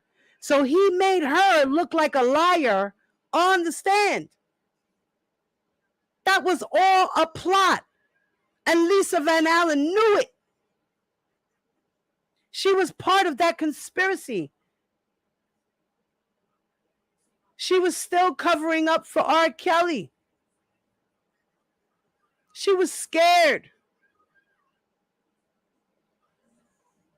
They told her they should have killed her.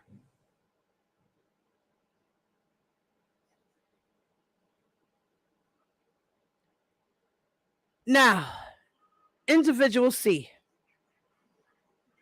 as we know, is Keith Murrow, which is the guy from Talent, right? The group Talent. He managed them. He worked with them. He was part of the group. It's him, right? So between 2000 and 2004, individual C, to know as Keith, received a VHS tape from individual D via mail service. So Lisa Van Allen mailed the tape to him. Now, individual C watched the tape. So Keith watched the tape. The tape depicted Kelly engaged in sex acts with individual D and a young girl. Now, in or around 2007, either McDavid or Brown contacted individual C and explained that they had information that Keith had a copy of a videotape that they were trying to recover and that they wanted him to travel to Chicago and return it in exchange for money from Kelly. So Brown later followed up with Keith to make travel arrangements for the trip to Chicago. So Keith showed Charles the videotape before going to Chicago and asked Charles for his advice about whether he should go to Chicago. So Keith made a copy of a portion of the tape and took the copy, that is the shorter version, to Chicago. So Keith met with McDavid and Brown and Lisa when Keith arrived in Chicago. So Keith gave the tape to McBrown and McDavid, and then McDavid and Brown and Lisa went into a separate room with the tape. McDavid returned and said what Keith gave them was not the original version of the tape. So McDavid stated that individual C would have take a polygraph examination. During the examination, the polygrapher asked questions regarding of the copies of the tape. The polygraph examiner determined that individual C failed the examination. Keith admitted that he kept the full copy of the tape in Kansas City. So McDavid instructed Keith to return to Kansas and retrieve the original videotape. According to Keith, McDavid gave Keith approximately $20,000 in cash to show how serious they were about wanting to get the tapes back. So Keith returned to Chicago within days with the original videotape he received from Lisa. So Keith met with McDavid and Brown and turned over the tape. Now McDavid gave individual C a hug. McDavid gave Keith a hug, and Brown said that Keith had a golden egg. Really? Really? Keith took another polygraph examination where the polygrapher asked questions about copies of the videotapes. The polygraph examiner determined that Keith passed the examination. So during the same trip, McDavid gave Keith a bag of cash, which Keith determined contains $80,000. So Keith told McDavid that one day Keith, was going to give the money back. So McDavid said not to worry about it because Kelly wanted him to have the money. Wow. What do you guys think about all of that? Let me go to the front here and see what you guys are talking about. Mm, mm, mm. Mm, mm, mm. Mm, mm, mm.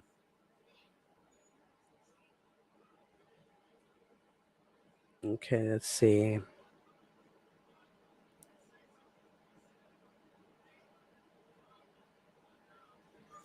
Okay, so let's see. Candy says, Yada, yup, he's a vile piece of shit. He's milking everything for money. Her cousin too? Damn, he was nasty. Yeah, her cousin too, mommy. RL probably thought she was special and then he did her cousin. Yes, girl. I believe that too, Just V. It's damn shame. Yada says, that's why I don't go back and forth with them. I know people who literally seen Aaliyah arguing with Pissy about disrespecting her when she was 13 at the Cotton Club bar.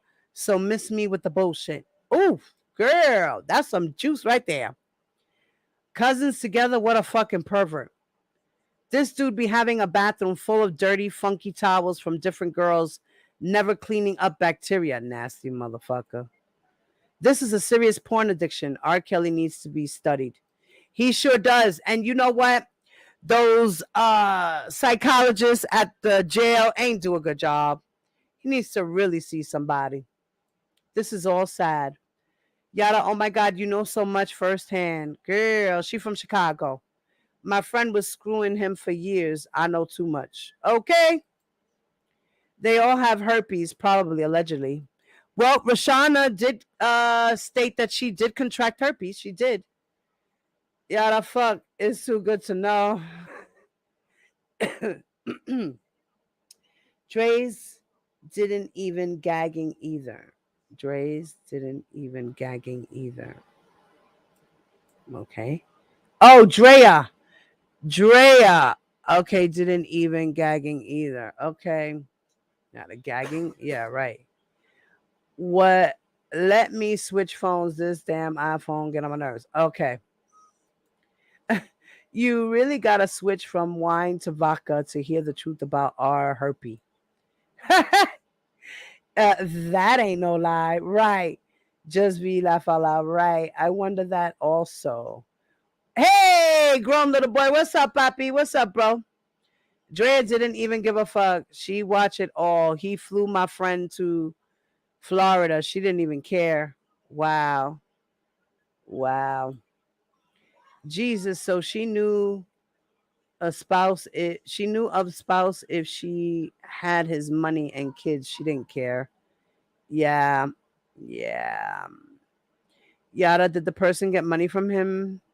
I can assume. Okay, I never asked her that part. Just thinking she should have. I have feelings that Lisa stole more than one tape. Yeah, she told me so much I can't even remember. I met her in a job corps in Indiana. She is from Chicago. We talk to this day. Even recorded her a few times. Wow, unwittingly. Unwittingly recorded her. Always recording some damn body when he's in trouble now. Yeah, that damn recording is what got him in trouble. Yada, right at the time, he thought he was getting away with it all. Bless her, that's nice to keep in touch with her.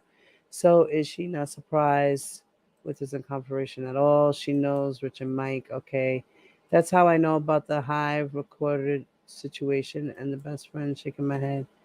Jive record records. I mean, okay. Beehive Records. Yeah. Wow, really? She's seen it all. That's amazing. Was she with him long? I don't know how long, but I can say long enough to deal with his nasty ass. Right? Okay, I bet the other side won't read this. Well, I'm pretty sure they will. I think Dana is. Charles Freeman. Yes. They will never read this. Yada, for God's sake, that's awful. At least she told him, spouse that she could do. Okay, this is disgusting. Wow. Candy, he done so much. My neighbor even was an old neighbor of Aaliyah and told me stories of him living in Detroit with them. I was like, I can't take no more stories for real. I wish McDavid and Keith spent this much energy getting him help. Yeah, right. Exactly. So after that, when the story broke, he married Aaliyah. He couldn't come back to Detroit, never. And Levi, you know that. Right, Diva. They can't trust him out on bond. Wow. So even your neighbor has seen firsthand. Do you think he had intercourse with the mother as claimed? Yeah. Hey, Chi Town. What's up, Papi? Oh, mommy. What's up? Candy. Yes, that was the first thing she said. Hello, honey. Hey, LaShawn. What's up, baby? No, you see why I'm not going back and forth. I'm 47 and I don't have to lie about shit. So those motherfucking bloggers are scamming everybody. Oh, Lord, he seems like he slept with everyone around him. I understand completely. You know the truth. So why would you waste your time with those other bloggers who lied since day one? Yep. Look, and Chi Town is vouching for Yada because she's from Chicago as well. I can't even look at them. Makes my blood boil with their self-righteous attitudes. They are mentally challenged bloggers, lonely asses. That's why I'm with y'all always. I love you too, Yada. This is too much, seriously. It's pathetic to hear them make excuses. It really is. Yada, appreciate your time. Yes, ma'am. Chi-Town, yes. Very interesting. Thank you, love. No problem, Candy Diva. Know the truth. Yes, my Yada tells me shit, pero I don't say nothing, because, a lot of things that I hear from other people who have accounts to R. Kelly, and because they know they were there at a time where he was doing these things, and they're from the city of Chicago.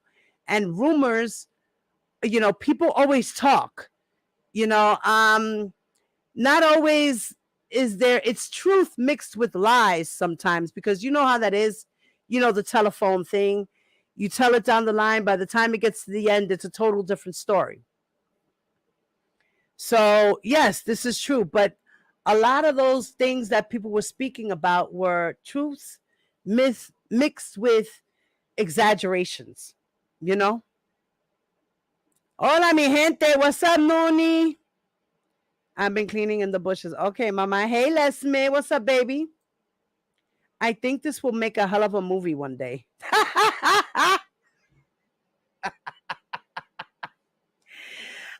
Shit. Love is fair. They tried it with Surviving R. Kelly, but they need to actually make an actual movie of the actual incidents, like a real movie. That would be good. What's up, grown little boy? What's up, Papi? I'm proud of Lisa stealing tapes. I'm proud of her too, and I hope and pray to God that she does not have any anxiety that day, that she needs to go and testify, that she does what she has to do, and she stands tall on her 2 feet, solid ground, headstrong, and know that the prosecutors are on your side and they are here for you. And anyone else that's going to be in those stands rooting for you. And us over here will be rooting for you. We will be praying for you, Lisa. We pray for you, mommy. We pray for you. We pray for you. We pray for everyone in the situation that they can make it and do what needs to be done and get this man done and over with. No mention of Levi, Dana, or Sharon in the paperwork. No, I thought they were. No, they're not in there. Just be said. Have anyone seen the new documentary on Tubi about R. Pissy?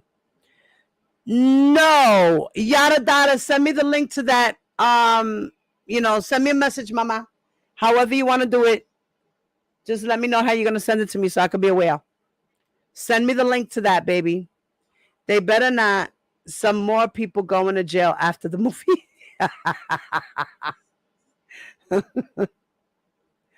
Oh man. Let me go get something to drink, guys, real quick. Give me a second.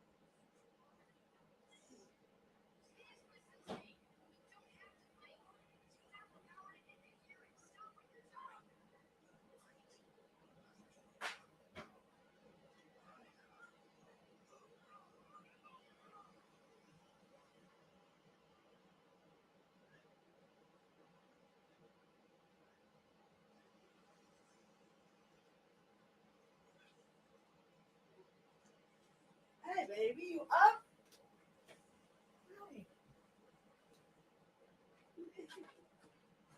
No, what time do you have to get up to?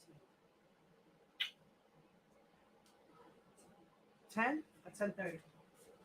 Like go in at 12. Say it again. What time do you have to get up? 10:30 or 10? 10. 10. Okay.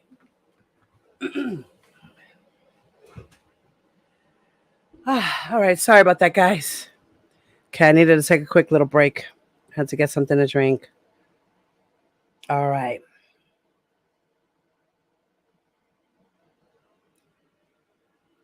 Now comes the part of minor one's mother. Now, I had posted this paperwork, a copy of this, on my community wall for you guys who might want to screenshot it, copy, paste it, keep it for your memories. It's also there for those who want to dispute it. Yeah, no. So, minor one's mother.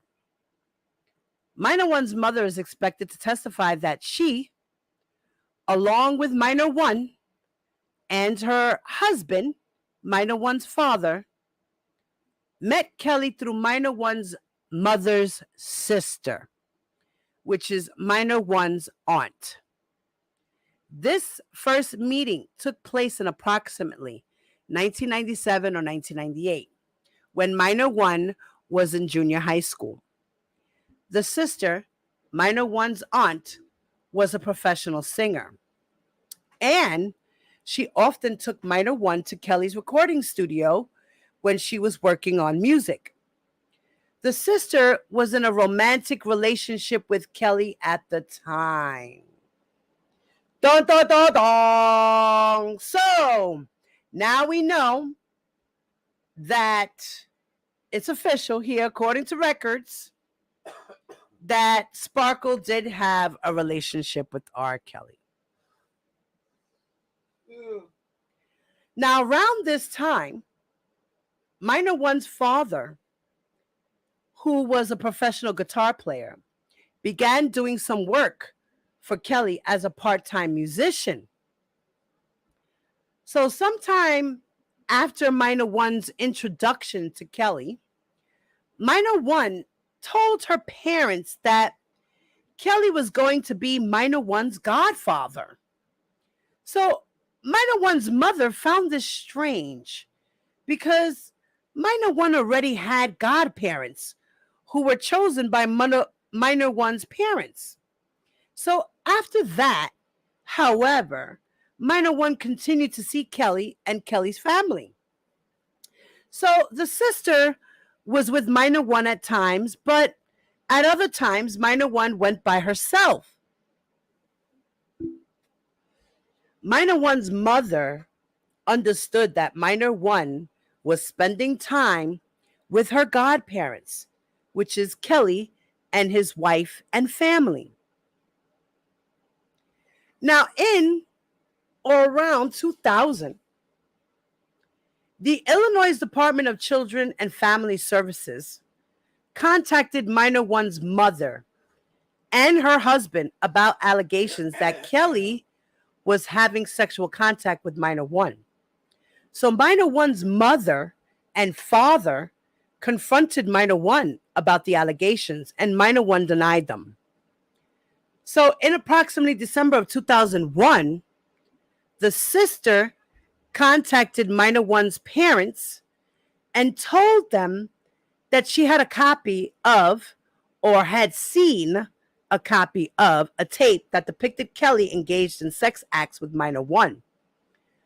So minor one's father told minor one's mother that they had to meet with Kelly. So minor one's mother and minor one's father met with Kelly and McDavid at a hotel. During the meeting, Kelly said he was sorry. Oh my God. He said he was sorry, guys. He told them he was sorry. You fucking piece of shit. You're a piece of shit. You said sorry and then continue to do other shit. I can't. During the meeting, Kelly said he was sorry. Kelly did not state that he had sexual contact with minor one, but he said he was sorry. What is there to be sorry for if you didn't do anything, right? Okay. So Kelly said that minor one and her family needed to leave town right away. Why do they need to leave town right away if it wasn't you and her on the tape? If it was the right thing to do, why did they need to leave the town right away? I wonder. So Kelly and McDavid said at one point, "You're with us or you're not." Kelly also said, "You're with me or against me." That's his famous line, guys. That's his famous line. And that some harm would come to the family if they decided to go against him. You know what? The truth, if you're listening to this, the truth, sis, if you get a t-shirt made, Queen, I need to get to you. I'm gonna messenger you later. After this live, I'm gonna message you. And I think we need to make a shirt for the truth that says, "You're with me or against me."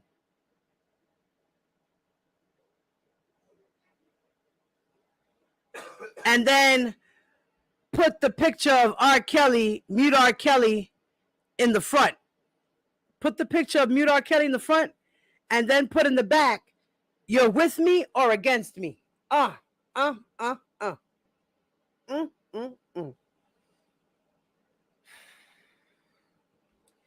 that some harm would come to the family if they decided to go against him.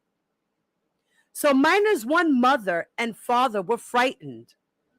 Minor one's mother did not want to go up against Kelly's power, money, and influence by not following what he said. And so they decided to go along with Kelly's demand and leave town. How you going to dispute this one, Levi? I want to know what you're thinking. Tell me what's on your mind. Oh, shit. After the meeting, minor one started acting differently. Minor one threatened to harm herself if her parents did not go along with whatever Kelly told them to do. That is, to deny that minor one was depicted on the tape. Minor one and her parents left town and traveled to the Bahamas and Cancun, Mexico, for several weeks. Minor one's family did not pay for the trip. During their time away, minor one was in contact with Kelly, and minor one's father told her that he was in contact with McDavid. Minor one's mother, minor one's father, and minor one family discussed and agreed to do whatever Kelly and McDavid told them to do regarding the tape. Later, after the family returned to the United States, minor one and her parents received subpoenas to testify in the state grand jury.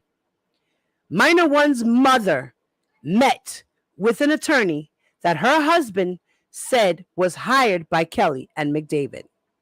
That attorney sat in on the testimony of minor one and minor one's mother and minor one's father when they testified before the state grand jury. Minor one's mother and minor one's father had agreed before testifying in the grand jury that they would go along with Kelly and deny that it was minor one in the tape if asked.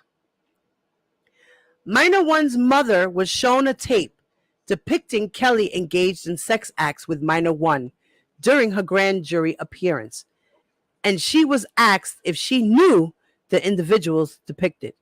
Minor one's mother falsely testified that she did not know who the girl is in that tape.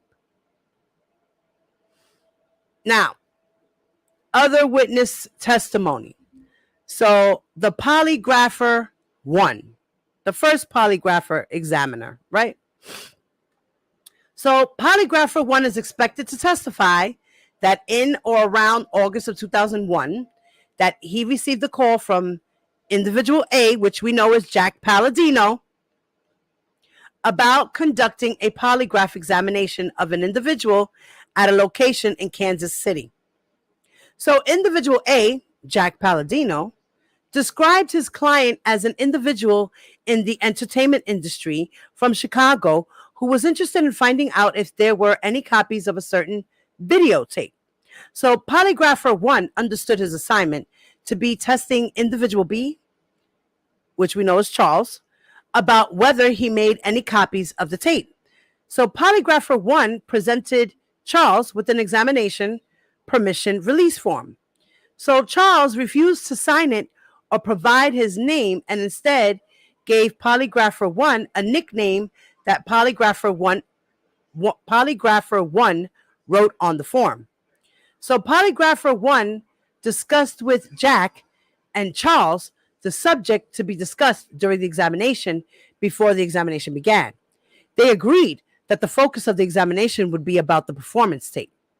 Polygrapher 1 wrote this title on the form, along with the date, August 23rd of 2001.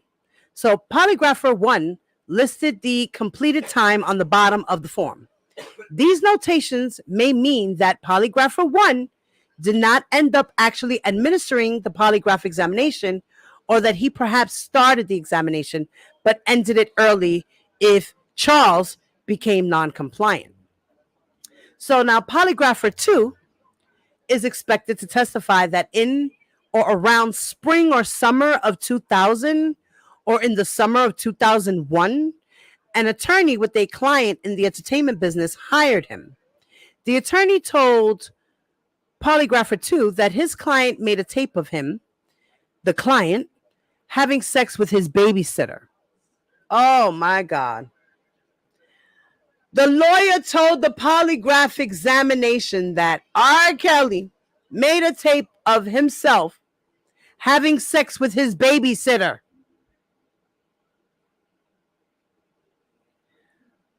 Polygrapher 2's assignment was to determine if the subject of the examination, whom polygrapher 2 understood to be the person who recovered the sex tape, made any copies of the tape. So the attorney told polygrapher 2 that he wanted to know the results right away because if the subject passed the test, the subject would receive money. So the subject of the polygraph examination was individual B, as we know, Charles. During the examination, Charles pulled a VHS tape from inside his pants that polygrapher 2 understood to be recovered tape that they were discussing during the examination. So polygrapher 2 determined that Charles passed the examination. This motherfucker had the fucking tape in his pants and pulled it out like, here you go. Wow, this is amazing. Polygrapher 3. Polygrapher 3 is expected to testify that Kelly's attorney hired him to administer several polygraph examinations in March and April of 2007. Now, polygrapher 3 created documents that reflect the subject of the polygraph examinations. So individuals C and D, we know Keith and Lisa, the questions asked and his determinations. Polygrapher 3 administered polygraph examinations to individual C on April 17th. So Keith took an examination on April 17th of 2007 at a Westin hotel in Chicago, and again on April 20th, 2007. So prior to each examination, individual C, Keith, signed the consent form Now, during the examinations, Polygrapher 3 asked individual C, he asked Keith, questions about a tape that Keith possessed, which depicted Kelly engaged in sex acts with the girl and individual D. So Polygrapher 3 asked Keith if Keith made copies of the tape. And in Polygrapher 3's opinion, individual C, Keith, he failed the first examination and passed the second. So go take the food off the stove and heat it up in the microwave. Polygrapher 3 administered 3 polygraph examinations to individual D.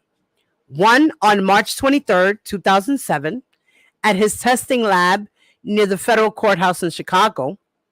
2 on April 20th of 2007 at the Swiss Hotel in Chicago. And 3 on July 26th of 2009. So they even took a polygraph test for Lisa after his trial he was already acquitted. So at his testing lab, they did that third examination. Now, individual D signed the consent form before each examination. Now, during the first 2 examinations, Polygrapher 3 asked individual D questions about a tape which depicted Kelly, individual D, and a person with minor one's nickname having sex. So Polygrapher 3 determined that individual D passed the examination. So during the third examination, Polygrapher 3 asked individual C, Polygrapher asked Keith, whether she had more than one conversation with Charles about the tape and about money. So Polygrapher 3 determined that Keith failed the examination. Now, the polygraph records. Polygrapher 1, Polygrapher 3 created documents contemporaneous to the examination they conducted. Those documents included dated and signed consent forms, pre-examination interview forms completed by the examiner, and the examiner's notes listing the questions asked during the polygraph examinations. So further, at least one of the Polygrapher 3's consent forms signed by individual D indicated that she agreed that her polygraph examination results would be released to Kelly's attorneys at the time. Now, records from individual A's business. Wow. So they even have, the government has records from Jack Palladino's business. So, as noted above, Jack Palladino, on behalf of Kelly and in concert with McDavid, facilitated the recovery and return of videotapes depicting Kelly engaged in sexual acts with minor one. Now, Jack owned and operated a business. Now, billing records from Jack's company reveal the following entries, which align with Charles Freeman's testimony about his travel between Kansas City and Chicago and dealings with McDavid and Jack related to the recovery and return of the sex tapes. So again, to all those who say that it's not R. Kelly on the tapes, why would R. Kelly be doing all these things to cover up tracks for somebody who's not on the tapes? Levi, Dana, anybody else want to answer me that question? Y'all crazy.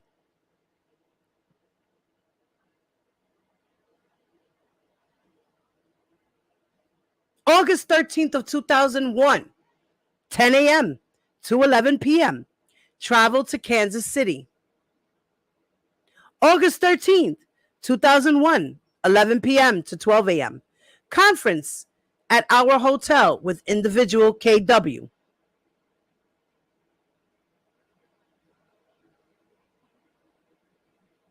August 14th, 2001, 1:30 to 3 a.m. Conference at our hotel with individual B. I wonder who's KW. Who is individual KW? August 14th of 2001.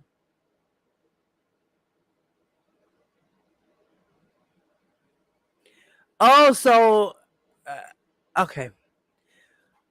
August 14th, 2001, 10 to 11:20 a.m. Conference with individual KW and call from individual B to individual KW. Who is KW? Now, August 14th of 2001, 3:30 to 8:30 p.m. Return travel Kansas City to San Francisco. Jack Palladino's from San Francisco. Now, August 21st of 2001, 2 o'clock to 5 p.m. Consultations on preparation of reward and expense agreement. Telephone conference. Individual B, extortion with McDavid and an individual. Conference call with individual B. August 22nd, 2001, 9 a.m. to 12 p.m. Conference calls with McDavid. Refunding conference calls with polygraphers. Retesting arrangements. August 22nd to the 23rd of 2001. Now, all of this 2001 was before he got indicted. Because remember, he got indicted in June of 2002. So, August 23rd, 2001, 9 a.m. to 10 p.m. Obtain funding from bank. Travel from Chicago to Kansas City, Montana. Conference with individual B. Conference with polygrapher 2. PSC examiner with polygrapher 1. Polygraph examiner. Administration of the PSC and polygraph test to individual B. Further conference with individual B. August 21st, 2001, 12 to 2 a.m. Telephone conference with client. August 24th, 2001, from 10 a.m. to 6 p.m. Conference with individual B and with client. Return travel from Kansas City to San Francisco. Now, Jack's business records also include unsigned and signed versions of the agreement for reward and expenses contract with individual B, as well as memos to file documenting Jack's interactions with Charles and the polygraphers 1 and 2. Now, next evidence. Video 1, Video 2, and Video 3. As noted above, Minor 1 is expected to testify that she and Kelly are depicted in Video 1, Video 2, and Video 3, engaging in sexually explicit conduct. Law enforcement officers reviewed the videos and determined that they depict child pornography. Now, false documents and entries created as a result of defendants' intimidation, threats, and pressure.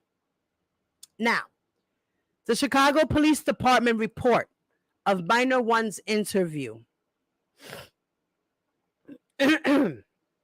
Minor 1 is expected to testify that Kelly began having sexual contact with her beginning around 1997 or 1998, when Minor 1 was 13 or 14 years old. When Minor 1 was about 15 or 16 years old, in or about 2000, certain government agencies began investigating allegations that Kelly was sexually abusing Minor 1. So Kelly instructed Minor 1 on how to act and what to say if she was questioned. Now, in or around December of 2000, law enforcement officers from the Chicago Police Department questioned minor one about sexual contact with Kelly.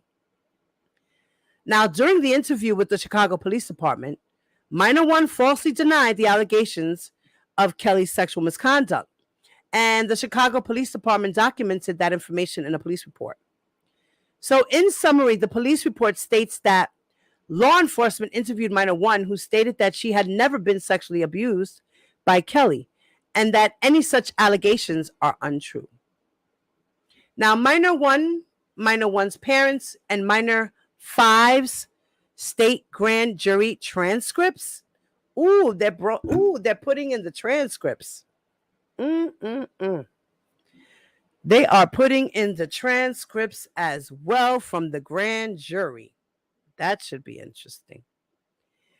During the state's investigation leading up to Kelly's 2002 state charges related to video one, minor one, her parents, and minor five, testified before the state's grand jury. Minor one and her parents testified falsely about whether video one depicted minor one. So minor five was untruthful about the fact that minor one and Kelly had a sexual relationship with minor one when she was under 18 years old. Those false statements appear in their respective grand jury transcripts. And those individuals, in my opinion, guys, they should have been arrested for, what is that called again? Perjury. They perjured themselves on the stand. And I'm pretty sure they got immunity. And if they didn't get immunity, the government is excusing them because they know that R. Kelly coerced them to do these things. And he threatened and intimidated them to do these things. So in reality, it's not really their fault. So I'm pretty sure a lot of people are going to be like, oh, they should be a charge with perjury and blah, blah, blah. All right. Yes, they should. But they're not, and they won't be. Why? Because R. Kelly intimidated them along with McDavid and June Brown. They paid the family off to be quiet and to lie and to protect his image and his brand. Because R. Kelly knows he's dirty.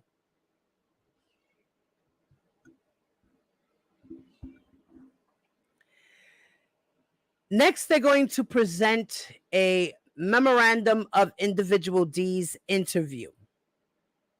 So, as set forth above, Individual D is expected to testify that following her third polygraph examination on or about July 26 of 2017, that McDavid told her to meet with other lawyers and tell them that she never had sex with minor one. Now, McDavid waited in the hallway as Individual D went in the room to meet with the lawyers and provide the false statements McDavid instructed her to provide.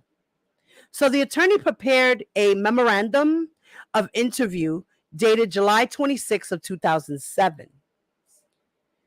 documenting Individual D's false statements.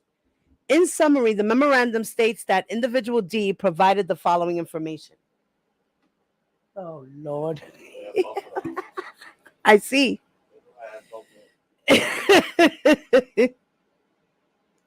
Now, in summary, the memorandum states that Individual D provided the following information. Individual D knew minor one and had spoken to her on numerous occasions. So Individual D never saw Kelly in a sexual situation with minor one. Minor one was never a participant in any sexual encounter with Individual D and Kelly. Individual D agreed to be interviewed by attorneys on July 26 of 2007. Now, Individual D was not forced, threatened, or promised anything to participate in this interview. So individual D is expected to testify that the underlined information above is false and that she provided the false information at McDavid's direction. Next evidence that will be submitted is travel and credit card records. So records from the Atlantis Resort in the Bahamas show that minor one and her parents stayed there in February of 2002. This was shortly after minor one's parents became aware of the tape and their meeting with Kelly and McDavid, at which the family was told to leave town. Additionally, travel records from Customs and Border Patrol reveal that minor one and her parents re-entered the United States from Nassau, Bahamas on February 9th of 2002. And that they re-entered the United States from Cancun, Mexico on February 23rd of 2002. CBP records also show Brown returning from Nassau, Bahamas on February 1st of 2002. And then from Cancun, Mexico on February 21st, 2002. So a representative from a travel agency is expected to testify about records related to Kelly and his companies, including Bass Productions. Those records include credit card authorization forms, which document reservations the Kelly-related company made for individual C and individual D to travel to Chicago to meet with Kelly, McDavid, and Brown to take polygraph examinations, including the following: a March 23rd to 26, 2007, Matson, Illinois hotel reservation for individual D, which is the date of her first polygraph examination. An April 16 to 18 of 2007, Westin Chicago River North hotel reservation for Brown for 1 suite and 3 rooms. Individual C's first polygraph examination was on April 17th of 2007 at the Westin.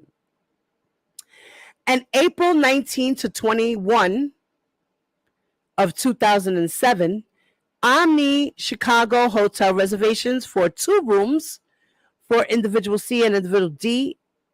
Both were in Chicago for polygraph examinations on April 20th, 2007.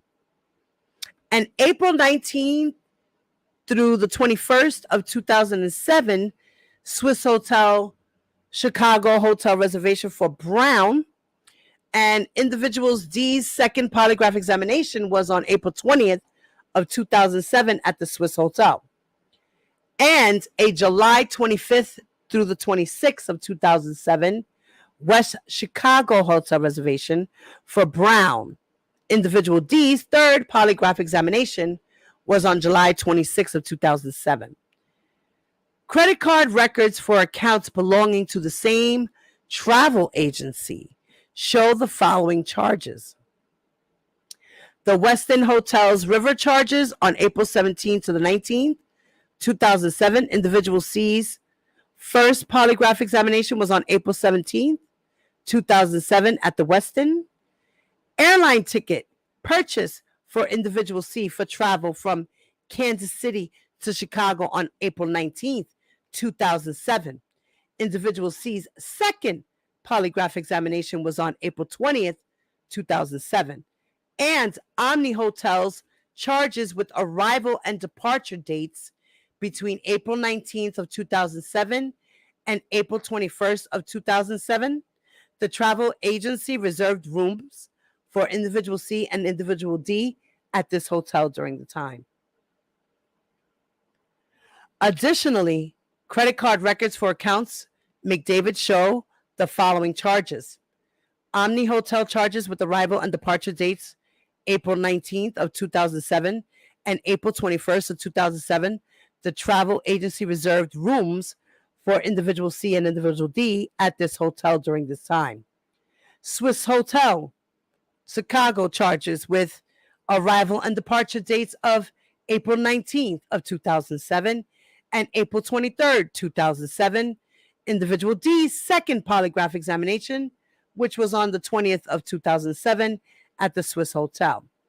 And West Chicago Lakeshore charges on July 26th of 2007, the travel agency reserved rooms for Brown for July 27th to the 26th of 2007 stay at the West Chicago.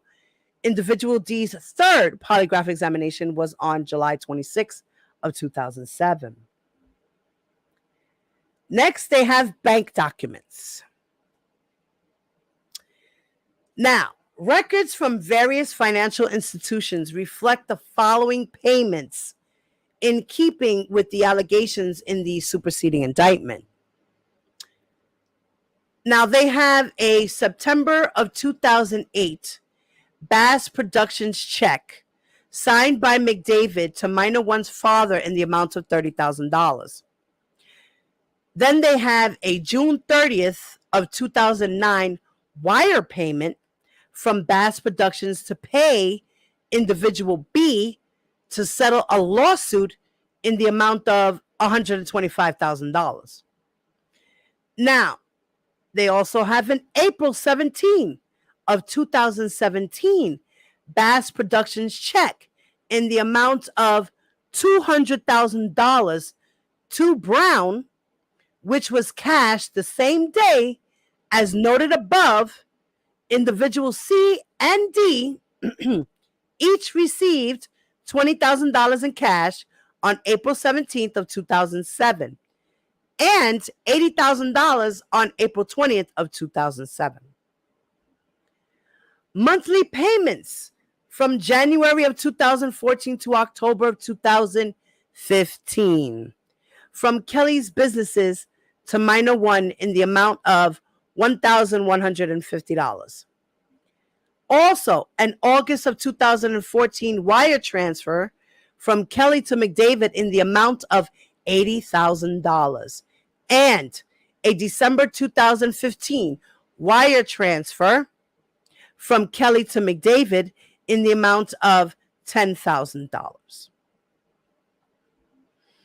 All right, so they're going to add conspiratorial statements as well. So the co-conspirators, in addition to the defendants as charged in the superseding indictment, include individual A, B, C, and D. Now, individual A passed away after the relevant events in this case. Like I said, that's Jack Palladino. Individual D, to the extent she was involved in securing, retrieving, and concealing the tapes depicting Kelly engaged in sexual activity, was a co-conspirator of the other individuals involved in those activities. But individual D, with whom Kelly engaged in sexual activity right around the same time individual D turned 18 years old, was also a victim of Kelly's conduct. Now, the statements between the co-conspirators in furtherance of the conspiracies involving obstruction of justice and receipt of child pornography fall into numerous categories concerning subjects integral to the conspiracies, actions in furtherance of the conspiracies, and to the success of the conspiracies. The statements are too voluminous to be listed in their entirety in this proffer. Wow.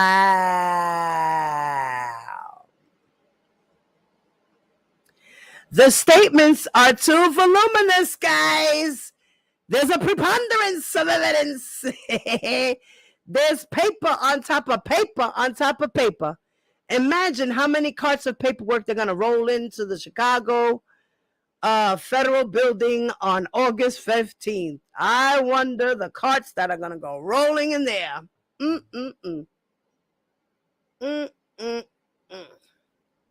So this list provides an illustration of, but not an exhaustive description of, the nature of these statements. Okay. The statements of co-conspirators made in furtherance of the charged conspiracies include the following categories of statements.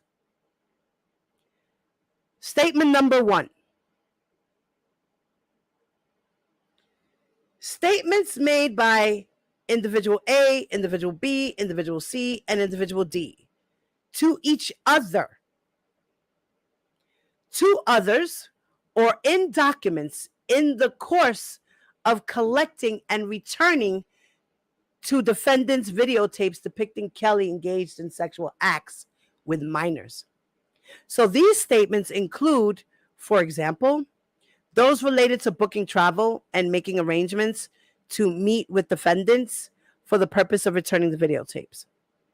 2, statements made by individual A, B, C, and D to each other and to others, or in documents regarding payments received or owed to collect and return to defendants' videotapes depicting Kelly engaged in acts with minors, or to ensure that they would not cooperate with law enforcement or otherwise disclose information regarding such activity. 3, statements made by individual A, B, C, and D to each other, others, or in documents regarding polygraph examinations administered concerning individual B, C, and D, knowledge of or efforts to collect and return to defendants' videotapes depicting Kelly engaged in sexual acts with minors. So, the statements preferred in the proceedings section of the submission of individuals A, B, C, and D constitute co-conspirator statements under Rule 801D, 2, and E, because they are statements of co-conspirators in furtherance of the conspiracy. So these statements, combined with the anticipated testimony of minors 1, 4, and 5, and the other evidence set forth above, demonstrate the existence of conspiracy, the defendants' knowing participation in it, and the acts they committed in furtherance of it. So the statements of the defendants, to the extent they are not otherwise admissions, constitute co-conspirator statements under Rule 801D2E. The statements of individuals A, B, C, and D fall squarely within Rule 801D2 and E as well, and the government requests that they be admitted on that basis. So at the end of the day, this is the evidence that the government wants to provide at trial. Now, for the conclusion. The above is an outline of the evidence that the government will introduce to establish that the charged conspiracies existed.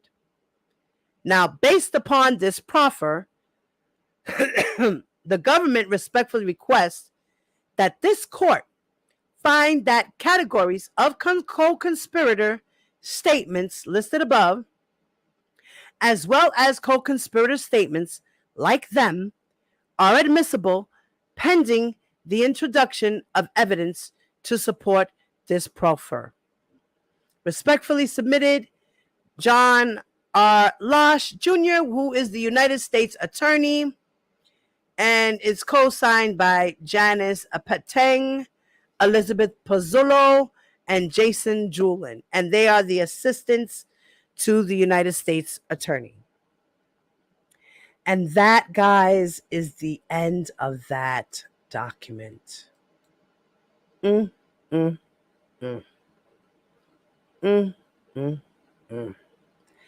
see what else you guys have to say. Let's see.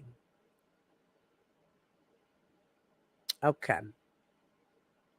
Yes, please, guys, do me a favor. Smash that like button. Do not forget me. Please hit that like button. I got 79, almost 80 of you guys up in here. I should have about 80 likes. Thank you. And you're welcome. Okay. I wish she would have stolen all of them. Me too, damn it.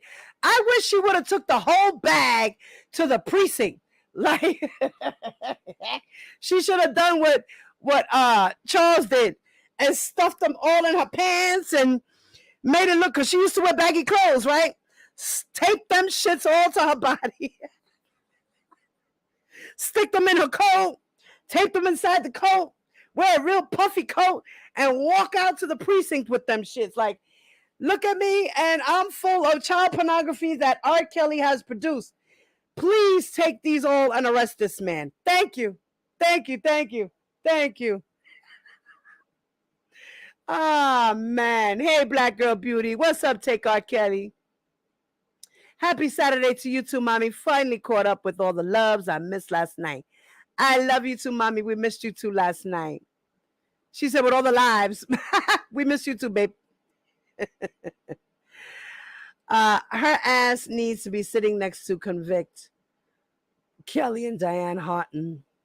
Do you think it was Lisa that had the panic attack? Yes, it was, sweetheart. She was Jane Doe number 20, baby. It was her. She's the one who was on videotape being scolded by R. Kelly. They presented that in the court.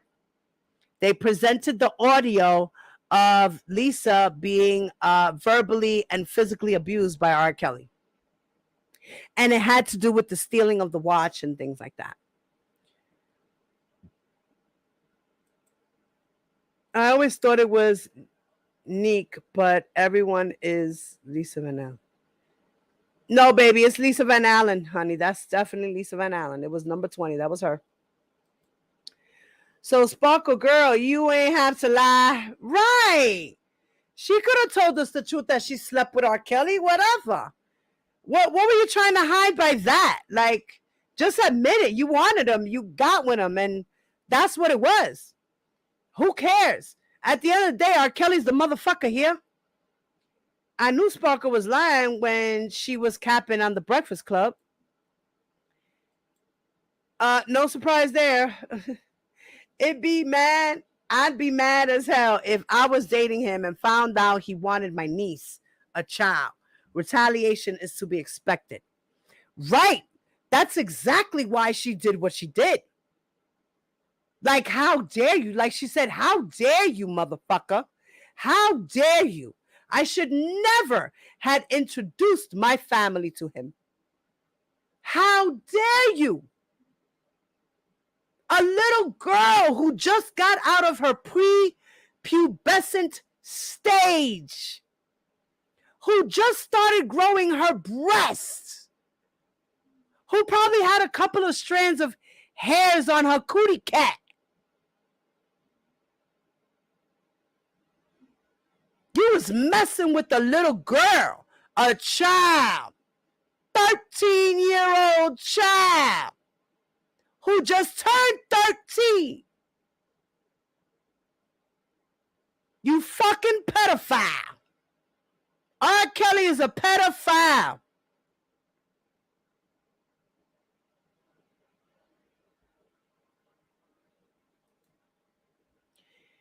He has a thing about fucking family. That boy is messed up. Yeah, he sure does. Hello, my peeps. What's up, R. Kelly Doghead? What's up, mama? So, I thought it was Lisa who had the anxiety attack. Yes, it was her. It was her, Black Girl Beauty. It was her. It was Lisa Van Allen who had the panic attack. Drea, girl, we are going to need you to come to the front on the Congress. Well, sorry always makes it all better. Right. Sorry always makes it better. Right. Sana, Carlito. Sana, hasta la mañana. Mm-hmm. McDavid and RL are going to bury and convict R. Kelly. They are. Lava Lao, she would love that. Put that on a bag of money. You're with me or against me? Yes, we need that on a t-shirt. Truth. We need to get Queen to do you a t-shirt that says that on one side or even on the bottom. Like, because the picture is small. It's not that big. Maybe Queen could put you're with me or against me on the bottom of that. Yes, honey. Hold on a second, guys.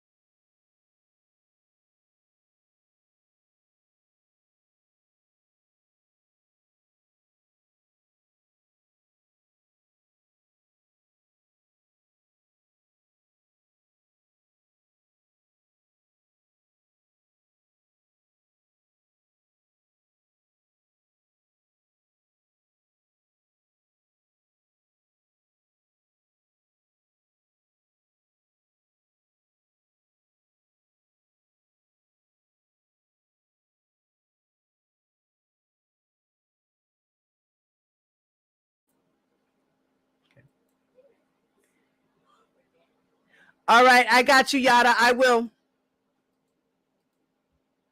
He sent them on vacation because my cousin has a big.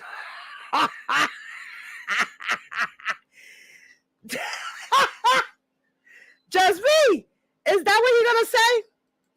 All right. Well, look. Now that I finished this commentary, this work, I'm going to drop the link for anybody that would like to come up and got something to say. Anybody that wants to come up and has something to say. And for those who would like to give me a call, call in. Call in, please. Call in. If you do not want to be seen, please call in. Okay? Let me take my, okay. Please call in, guys. And guys, if you're loving the commentary, y'all already know you can hit a sister off. Cash at me, $ Diva Divine Light. You can PayPal me as well. You can Zelle me as well. And guys, for those who want to donate to the transcripts, we are at $250. Okay? So far, so good. We're almost to enough money to buy one transcript for the first day. Okay? We're almost to it. So if you guys do want to donate, please remember to donate to my Cash App. Mods who are in here, please put the Cash App information if you can in the chat, as well as my Zelle and my PayPal. Thank you. And for those who are going to donate, please remember to put in the for description box where it says 4 or 2 or whatever, put 4 transcripts. Okay, so I can know that that money is for the transcripts. If you want to do $5 for you and $10 for transcripts, make sure you indicate that. Okay, because I don't want to get money mixed up. All right, the money for me is for me, and the money for transcripts is for transcripts. All right, so far we're up to $250, y'all. Okay. So for anyone, thank you, Lesmit. So for anyone who would like to, like I said, donate to the transcript fund, please do so. Okay. Thank you very much, Lesmit, for that, baby.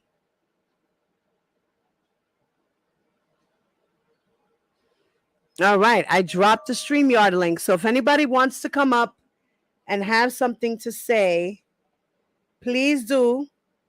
Don't be scared, okay? Don't be scared. I don't bite. I don't bite. I really don't bite. Levi!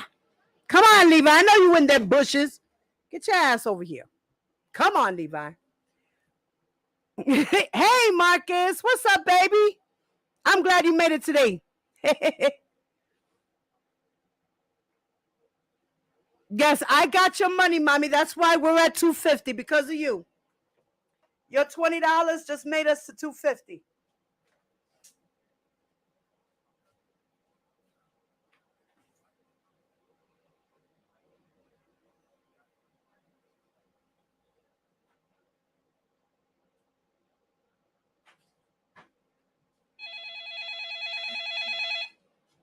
Okay. Hey, we got somebody who wants to call in. All right. Hello, good evening. This is Diva. Who may I ask is calling? Hello, Diva. This is Les Smith. This is Leslie. Hey, Les Smith. How are you, honey? I am good. I am sitting here getting ready to go to Disney World. My sorority had a boule in Orlando. Nice. And so I've kind of been keeping up with everything going on. But what you read this morning, I kind of heard some of Larry's, but what I heard you read this morning is so damning. Very much so. I don't know how R. Kelly is going to fight this. Oh my God, I had no idea. And in 2008, I really didn't believe that he had done the things that he had done. But of course, younger, was a fan, had seen the tape, knew the girl was young, but I didn't connect the two. But now going back on that evidence, Diva, this is so damning. He is not going to be able to get out of this. No, he's not. No, he's not. And I believe, too, that that's another reason why Greenberg dismissed himself, because he knows this is not a winning case. Right.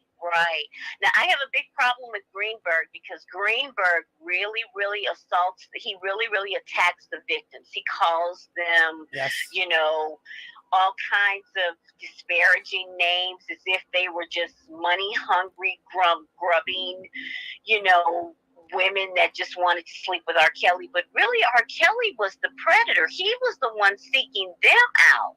That's right. Exactly. He was the one seeking them out. They just came to concerts as fans. But in those concerts, he was seeking them out, telling his entourage or security, yeah, her right there, pointing to a girl over there. You could see it in his concerts. You see him pointing. You see him pointing to girls and security walking over to these girls. He was doing everything in plain sight. Everything was, as they say, hidden in plain sight. Oh my God. This is just, the more I get into this case, it is just absolutely mesmerizing. Yes, it is.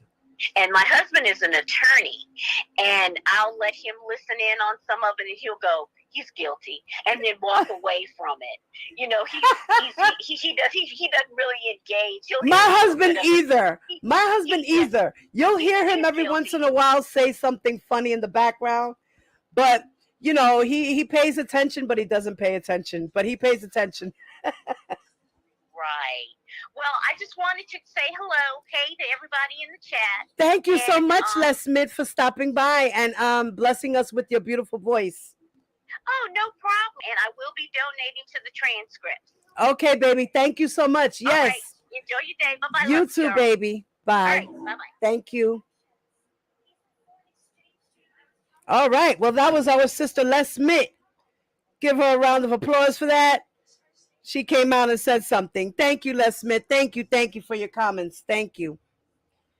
Hey, Love is Fair. Thank you, Poppy, for the super sticker, baby. Hey, Tears. What's up, mama?